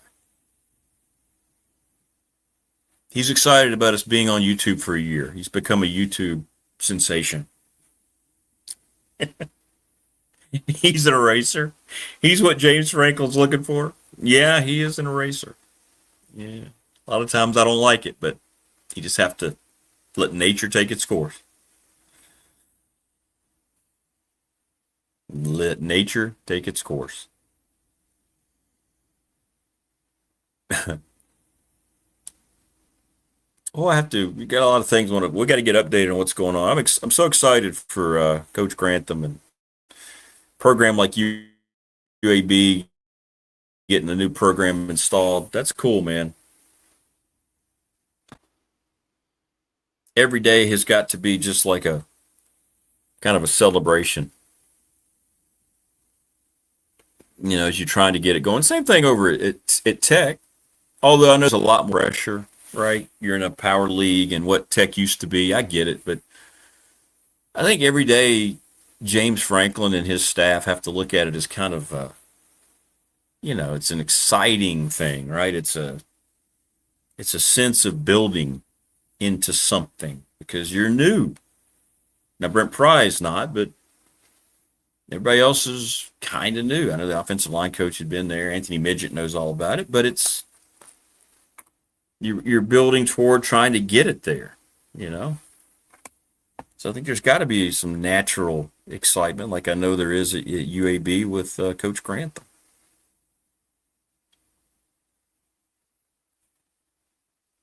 I mean, as much as it is by the fans in Blacksburg, I can imagine it's that way for everybody at on that coaching staff. I did take the time. Yes, I did. Thanks, Hank. I did take the time to watch his. I didn't watch him live, but I was watching highlights. I was busy all day Saturday. But yes, I always like watching some of the speeches. It's a special day. I wrote about it in the Patriot last week. It's always a special day, I think, for everybody involved.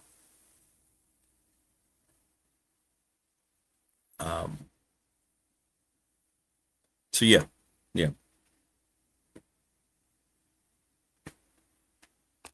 Shake the Hall of Fame and the reverence of it. Yes. What's up, Hokey Bob? Good morning.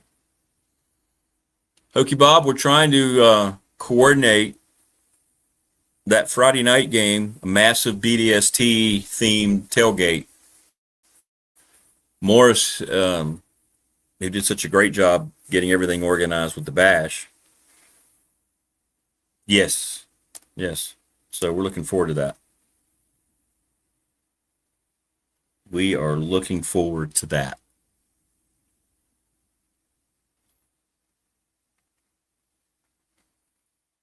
I have no idea what the lioness is. No idea what that is.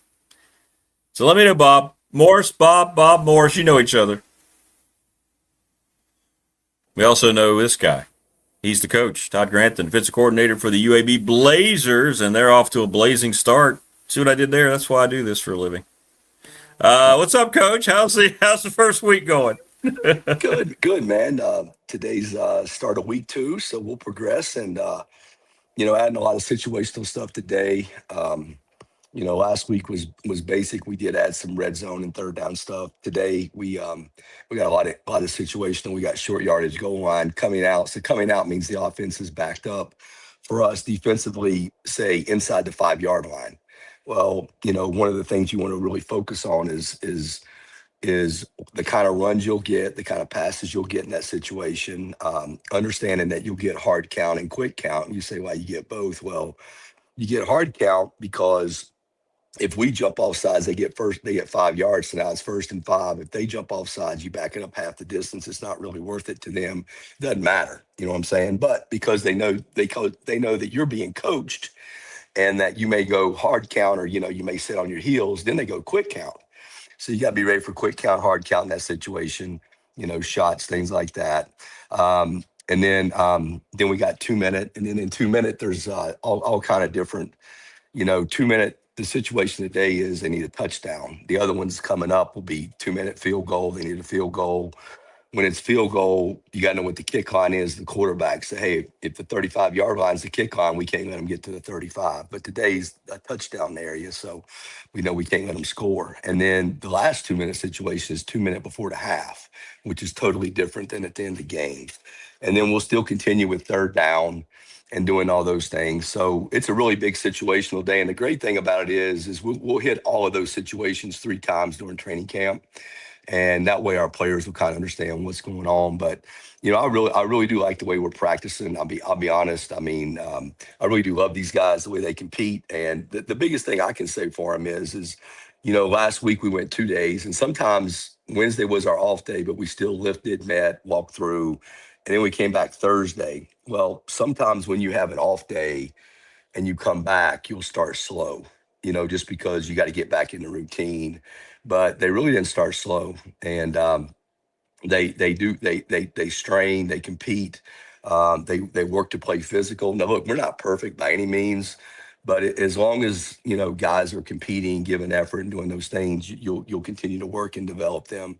And then we went on a 3-day run, which was pretty demanding, meaning we were pretty physical on Thursday, Friday, Saturday. So when you get to that 3rd day, that can be tough. And I'll be honest with you, I thought that was our best day from a physicality standpoint, straining, guys running to the ball, so I really do like where we are. And I think the biggest thing is we've really worked it wasn't about training camp. It was about how good can we get this week, giving guys small goals. Hey, stacking days on top of each other. How good can we get this week? And let's finish it off on Saturday and show our ability. Now, coming back today, we need to stack days on top of each other and grow as a team and continue to develop, because there's going to be a certain way we have to play to give ourselves a chance to be the kind of defense we want to be. And we understand that. And we'll just continue to work and develop and see how it goes. Well, that sounds really positive, Coach. I love the fact that the last day is the one you felt the best about. That has to be a great sign for the first week. In that video you showed me, you guys are hitting. I mean, guys are popping. And is you satisfied? I guess that means that you have to be satisfied with how the team's getting acclimated to one another, coming together here quickly early in camp. That's cool. Well, it's funny. All these coaches around the country talk about, well, this isn't, everybody's new. Look, everybody's new. Everybody's going to have portal guys, okay? Right. And it's your ability to have it to understand it. And I think the biggest thing for players, and I told our guys this Saturday night, is your ability to connect with your teammates, your connectability, your connection, and everybody moving in the same path. You know, if everybody's moving in the same path and you're connected and you all have one belief and one goal, then you can achieve really good things. And I think that's a direction that we're headed, and our ability to connect with each other. I think we enjoy each other. And look, and like I tell them, I'm going to correct you, and I'm correcting you so that we can celebrate in the locker room, you know, and also correct you so that you can make plays.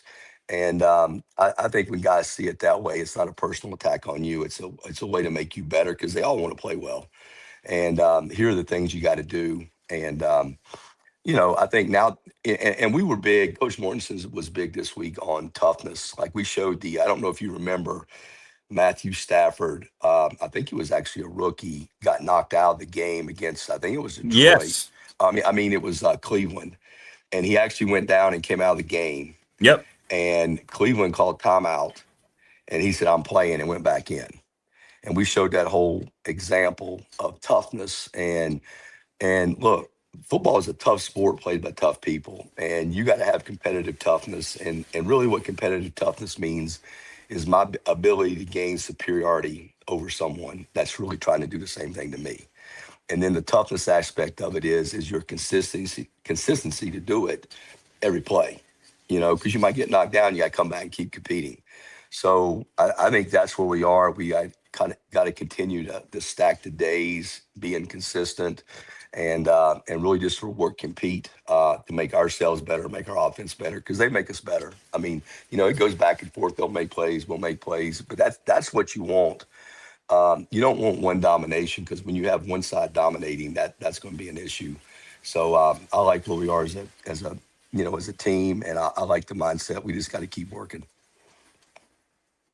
Well, and going every day against the quarterback of the caliber of yours, that's got to help your defense too, right? There's not going to be very many quarterbacks in your league that's going to be better than that kid, right? That's exciting. No, Ryder's a really good. Ryder's a really good player, and you know, he makes us better. And you know, it's always good when your pitcher is the quality of him, and it gives you confidence and belief.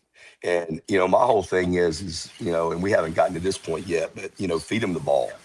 You know, and what I mean is defensively get stops, feed them the ball, because hey, they may be in a game and they're getting 3 and outs, but if you keep feeding them the ball, they got ability, they got plays, and they got players that can have explosive plays. So if you keep feeding them the ball, they're eventually going to break the other team, and that's kind of where we are. So when you it's really assess good. things every week at the end, Coach. No, go ahead. Go ahead. Yeah, I think that was the other thing. No, go ahead, man. I was just going to say, yeah. The thing that we really talked about, the other part of this is everybody had a breaking point. You know what I mean? Everybody has a breaking point. Okay, where's your breaking point? And you know that internally, and you have to push through yourself to advance your ability to have competitive toughness. And that was something that we emphasized early in the week, and I think guys took a major step. So I'm looking forward to getting out there today, letting us stack some more days and compete and keep growing. And then the theory this week will be is how good can we be by this coming Saturday? Coach, I'm going to bring up a great point I wanted to ask you about. Did you have to sit back and kind of make sure that you didn't become a judgmental coach as opposed to a coach still trying to evaluate and improve a player. He talked about how he feels like a lot of coaches get in trouble when they just sitting there and they judge a kid and they don't necessarily want to coach that kid anymore. Instead of trying to find a play, you've always talked about if a kid can't do this, you know what? I think I can turn him into this, right? So would you ever have to come to that? Did you have to come to that acknowledgement early on in your coaching career to make sure you didn't judge players instead of trying to help them? Well, I think the biggest thing with that is you evaluate players and you find out what are their assets. In other words, their height, their weight, their speed, what things do they do well, and what are their liabilities? Okay, well, would their liabilities prevent them from playing the position they play? All right. If that's the case, where can they go? Like, how can you move them? Okay. The other thing is you got to look at the depth chart and say, maybe I have 3 players at a certain position that are all kind of the same. They're decent players, but one of them maybe has the ability to play another position. Well, I can enhance our roster and our defense by moving a player to another position, and now I've made our team better. So I think what you really want to do is you want to evaluate the players and find out, how do I get my best 11 guys on the field relative to who I have? And you kind of build it that way. And then part of that is a guy's ability to learn, meaning, can this guy learn 2 positions? I actually got a couple guys, honestly, that are learning 3 and 4 positions. I mean, I got a couple guys that can do that. I also got a couple guys that can only learn 1 position, and that's it. So you kind of know that, and you build around that, and then you find ways to get your best 11 guys on the field relative to the situation. So I think the biggest thing is when you evaluate guys, is how do I put this guy in position to be successful for himself, but also that allows us to be successful as a defense. So it really gets back to the evaluation phase. Prometheus asked Coach, does a coach know what kind of team you're going to have before the season, or is it just one of those, let's wait and see once the bullets start firing? So forth. Well, I don't know. I think it's, you kind of know, okay, here are my assets. Here are the things I think we do well. Here's the way we got to play the game. Okay. And then you match that up with the team that you're going to face. In other words, what are their strengths? Are they a running team? Are they a passing team? Is their quarterback a thrower? Is their quarterback a runner? So during training camp, that's what training camp's for, is you have all these different ways to play. In other words, if we're facing a guy that doesn't, let's say a quarterback doesn't run the ball, he's not a very good runner. Well, you can rush 4 guys and you can kind of get after him a little bit. Okay. Well, let's say they got a guy that's really athletic, he can scramble. Well, now you're going to have the ability to have a spy on him. So now how can we rush and wave rush it? Meaning I'm going to have guys that are going to rush the first level, the first wave, and then I'm going to have someone fall back and spy the quarterback to cap him so that we don't let a quarterback become a runner, because that's his asset. Then the other thing would be a receiver. Let's say that they got a receiver that's a really good player. Okay, well, we may have to have ways to take that guy out of the game, and we can bracket him, we can double him, and that guy's not catching the ball. Now, somebody else may beat us, but that guy's not going to beat us. Underneath, like, what are their underneath players? So if I'm helping guys outside, how can I cover the guys inside? So you put in all this stuff, and you do it to take away what the offense does best. And then the players understand that as well. So that's really what we build for. There's only going to be you have to always play with a certain amount of effort, physicality, attention to detail. So you got to be able to do that, and then let the chips fall where they may. So as far as knowing, I'm going to go into every game preparing to win the game. Okay, that's just my mindset. All right, I don't care who we're playing. We're going to go in the game, win the game, and we'll compete. And then once that game's over, we'll learn from it and we'll grow. So I think the biggest thing for us will be growth. So as we continue to play games, growing and understanding, this is the way we got to play to win the game. So that'll be kind of the way we'll fall. Well, I know one thing you have to please with. You were sharing with me. You have guys who are after practice as well over. They're wanting to see the practice tape. I want to get better before they go out there the next day, right? Yeah, that shows you that early on, man, the culture there is being very well received. How cool is that? Yeah, it's really awesome. I mean, we'd basically been done for 30 minutes. And I kind of get a head start on the tape just because, we come in as a staff and watch it and we got to kind of go because we're on time crunch a little bit. And, but I had 5 guys come in and want to watch a team period, and it was all positions and it was pretty cool. We kind of sit around, BS'd a little bit and had some fun and learned and, learning, when you learning creates power. Learning allows you to make better decisions. So the more I learn that, hey, when this quarterback under center, okay, let's say a quarterback's under center. Well, what kind of plays are you getting? I'm going to get runs and play action passes and boots. Okay. Tight ends in the core. What kind of plays am I getting? Tight end out of the core. What kind of plays am I getting? So, the offense is like a book, and you just got to read the book per se, and you got to understand relative to the formations, and the situation, meaning down and distance. What you can eliminate plays. So if I eliminate these plays, I can now assume it's going to be these plays coming up. So let's eliminate plays relative to the formations and things like that. And that allows you to make plays. So, learning and knowledge is power, and it allows you to make plays. It allows you to play better, play faster. So that's what we tried to create with our practices. Well, I love that. And when did you say your off week? Your off day, was that the middle of the week? You guys give them a day, or is that the end of the week? So what we do is we'll go Monday, Tuesday, which is 2 days. We'll give them Wednesday off, but Wednesday off is a recovery day in the weight room. They'll still lift, they'll recover, they'll stretch. We do an install and we do a walkthrough, and then we get ready for Thursday's practice. And they're out of here by 1:00, something like that, 1:30, and then we'll come back and go Thursday, Friday, Saturday, and then we'll finish up Saturday night with meetings, watch tape of Saturday, install for Monday, and do a walkthrough. And then Sunday they're completely off to recover, to rest, and then we'll crank it back up on Monday. So we've kind of gotten into that mode right now, and I like it. I like where we are, but like I said, we just got to stack days on top of each other and continue to get better. With what we're on, because we still got, our first scrimmage will be this week coming up this Saturday, because I think Phil went to UVA, and see, they're a week ahead of us because they play a week early. So they scrimmaged this past Saturday because they started a week ahead of us. And we'll actually scrimmage this week coming up on Saturday. And then, then next week we'll get into our final, full week. And then the following week we got a transitional more to scout team stuff and things like that. So go ahead. No, I was just going to say, I love the way it just sounds like it's coming together, man. It's just cool. It's just cool to see. It's like a project of newness, but you've all done this so long, you know what you look for. And it seems like the guys are coming in there immediately and liking the offering there. The appreciation of it seems to be really be there from the onset. I think that we got a lot of guys that believe in the system, believe in what we're doing. They want to get better.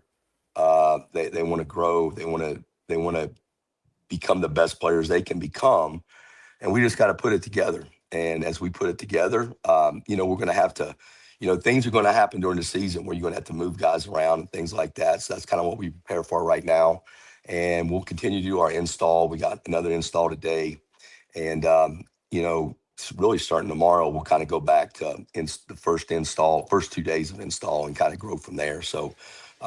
Repetition makes you better, and we'll continue to repeat and, let guys get comfortable with what we're doing so they can play fast. Because if guys play fast, you have a chance. Yeah, people in chat saying, coach has already got that coach's voice going after week one there, huh? I got that little sinus infection going on. So, the combination of the two, man, making talking a challenge, but we're kind of getting after it, so it's all good. That's okay, though. That's okay. Hey, before we let you go, a lot going on, of course. You see players now coming back into college football programs after the judges' ruling. You're seeing players go to NFL camps and quitting and coming back to school. How about that? Yeah, I mean, that's the world they've created with, allowing injunctions and things like that. I mean, I really don't care. Like I told you before last week when they made the injunction, I got my guys. I'm ready to play. Spot the ball. We're gonna go play. So, it's happening. It's a shame. like I told you before, if they just let competent people, run it, it would be much better. So hopefully one day it'll get to that, and we'll understand the rules, and it'll make for a little bit more sense in what's happening. So my focus is on our guys, getting them better, and letting us go compete and have fun, being around each other, because that's really what I enjoy, is being around the players. Coach Elmo wanted me to tell you that he caught a 3-pound smallmouth the other day when he was fishing. So yeah, good for him, man. And yeah, he loves that fishing, boy. He loves that fly rod. Yeah. Did you watch any of the preseason game, the Hall of Fame game? That was really pretty good. Second half, I got into it, man. I was like, I know what it is, but you saw Haynes King playing well, and Carson Beck played well, and they scored on the last play, ran it in the end zone. Yeah. It looked like it was better. It was better than the Super Bowl. Yeah, no, I don't watch any of those games. I mean, if I flip it on and it's on, I might watch a handful of plays, but I was kind of tied up and really didn't watch I understand. it. You're a little busy. I saw a couple highlights. I did see where Carson played well, and Haynes ran it in for the win and all that. So, but I missed it, to be honest with you, and I probably won't watch many of them. I was just excited it was football. I was just like, hey, Yeah, there's the game. that's right. Let's watch football. Let's watch football. That's right. All right, Coach, great stuff as always, man. Congrats on a good week 1. I'm looking forward to hearing how things get started week 2 today. Stacking those days, as you said. So. Yep. Yeah, bud. Well, y'all take care. See you. All right, Bye-bye. brother. Take care. Take care of your voice. Coach Grant joined us on the program. Stacking days, man. We got to stack days every day. That's what we try to do. And we've stacked days here. Tomorrow will be year 1. Year 1 will be completed. We'll start year 2 tomorrow here on the program, which is mind-blowing. But yeah.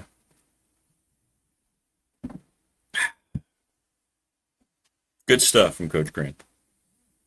I did. I enjoyed it. I know. I did. I enjoyed this second half of the preseason Hall of Fame game. I know. But you know what? I'm not going to apologize for it, because, for that moment, I was just watching those young guys. Most of them aren't going to make the team. Some of them will. Or most of them are going to be trying to get on at other places. But we had a game come down to the final play, and you saw a guy sell out like he was playing in the ACC championship game, like Haynes King. What was he, the 2025 ACC Player of the Year? Looked like he was trying to dive in the end zone to beat Miami. And he scored, and they had a big celebration, and guys were excited. I mean, I'll take that any day, because it's offering us what has made sports special to us most of our lives, right? Even a meaningless preseason game. I will take that in a heartbeat over what I see most of the time when I watch regular season games in other leagues. Oh, I don't know, the NBA, where it's clear very few of them throughout an 82-game schedule today care the entire season. What I see in Major League Baseball,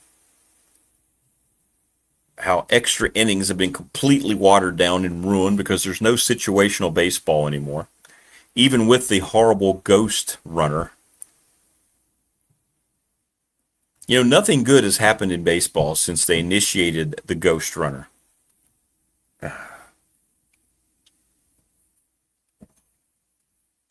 You know what I miss about baseball?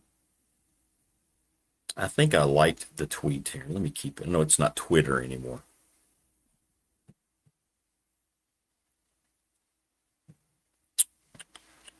How do you find what you liked?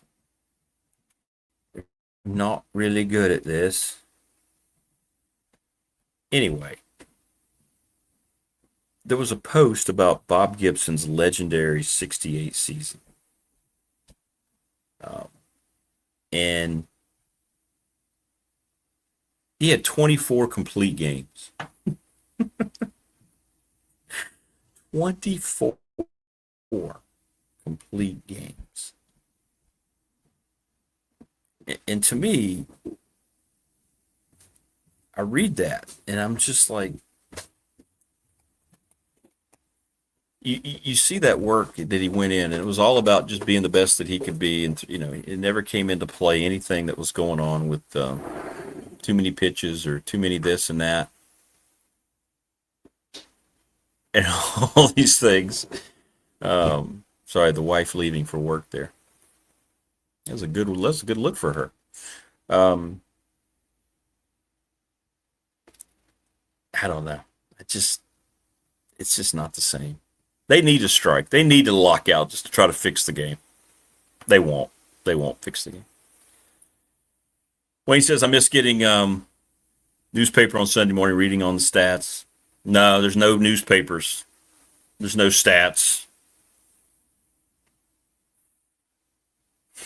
Yeah, have a good day, Janet. Bye.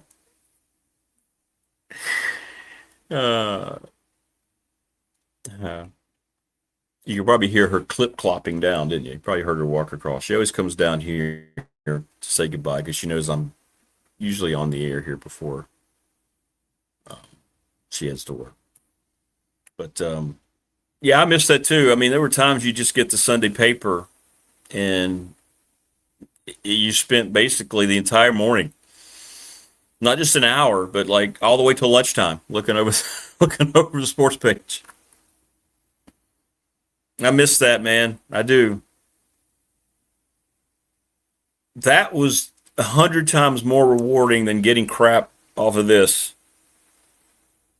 This has destroyed a lot of it right here.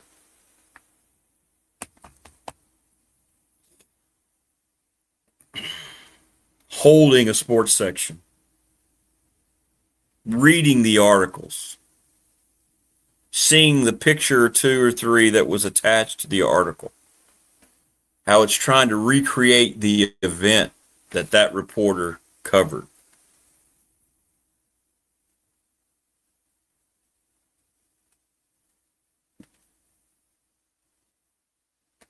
You don't get any of that today.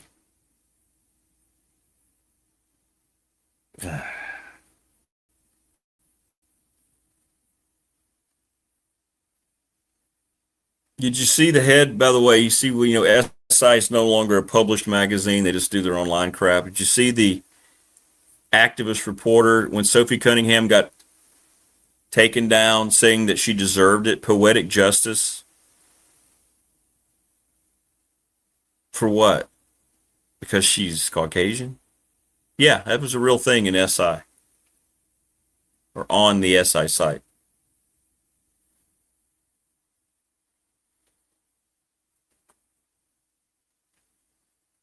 The attorney, Ryan Pry.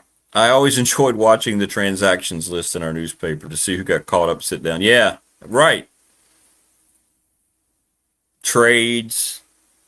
As a Padres fan, growing up like that, I would get the box scores. I would get the box scores a day later because that was the only way, and I would see like Tony Gwynn's stats 2 days after the game, late night from Monday. I'd get it like Wednesday morning.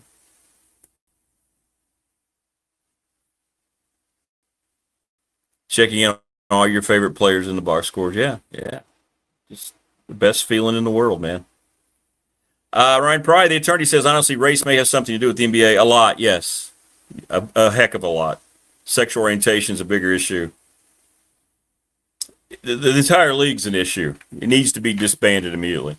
The modern attention span of people, Christian says, can't even read articles. It's all 140 words or less. Yeah, you're right. This is horrible. It's destroyed all that. It's what's created this generation that we've talked about. Ryan Pry continues, a league that's it's probably higher than that, 40% bisexual black women.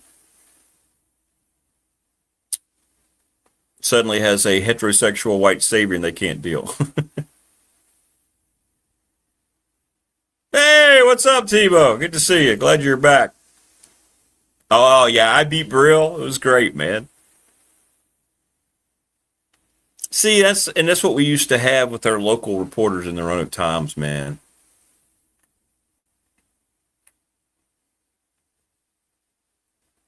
We did.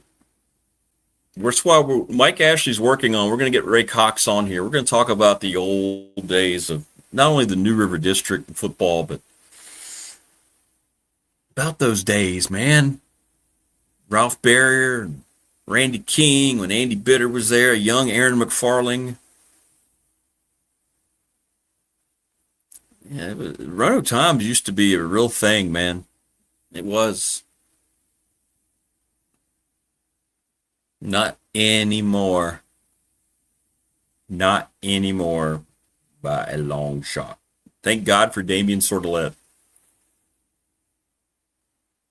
He's about it at that particular newspaper. Need to have a Beat Big Dog give t-shirts away sponsored by someone. Yeah, I gotta find some more. I gotta get some more sponsorship support. That's a good idea. I don't think people would have too hard of a time with some of my predictions. It's not a bad idea, though. Do like a slate. Do like a poll or something. Yeah, I figure that out. It's not a bad idea. Hey, we're going into year 2, man. We'll have to evolve.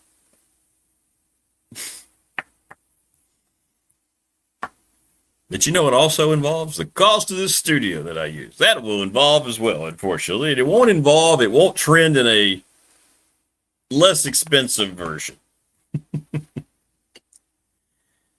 Wouldn't that be great if things trended that way? You know what? We realized that we charged you too much the last couple of years. We're gonna bring that price down about $50. Wouldn't that be great? Just anything. We appreciate you, the customer. We love you so much that, yeah, we're just going to take some of that price gouging away.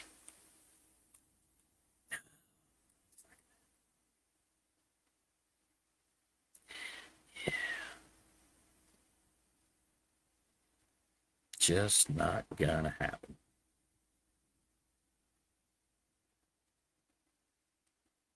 Oh, well, we can dream. Anyway, tomorrow we do celebrate a year. Marva, apropos, will be here. Mike Burnham. It all makes sense. Tomorrow as well. Brian Siegler. And we'll just talk about year 1.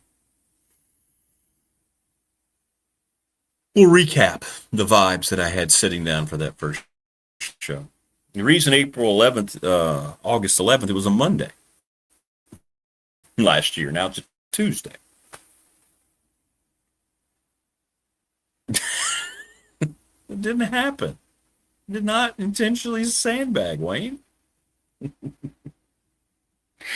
need to sandbag and bet people at the bowling alley for money. No, it's not a bowl. Be like, instead of a pool hustler, a bowling hustler. Right?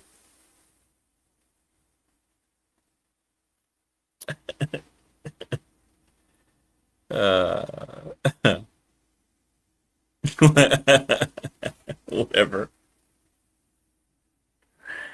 All right, everybody enjoy your the rest of your Monday. We'll see you tomorrow as we celebrate a year here on YouTube. Please subscribe, like, and share the channel if you haven't. Thanks to Coach Elmo, Coach Grantham. We'll see you tomorrow. 1 year anniversary tomorrow here on BDST on YouTube. Take care, everybody. We'll see you.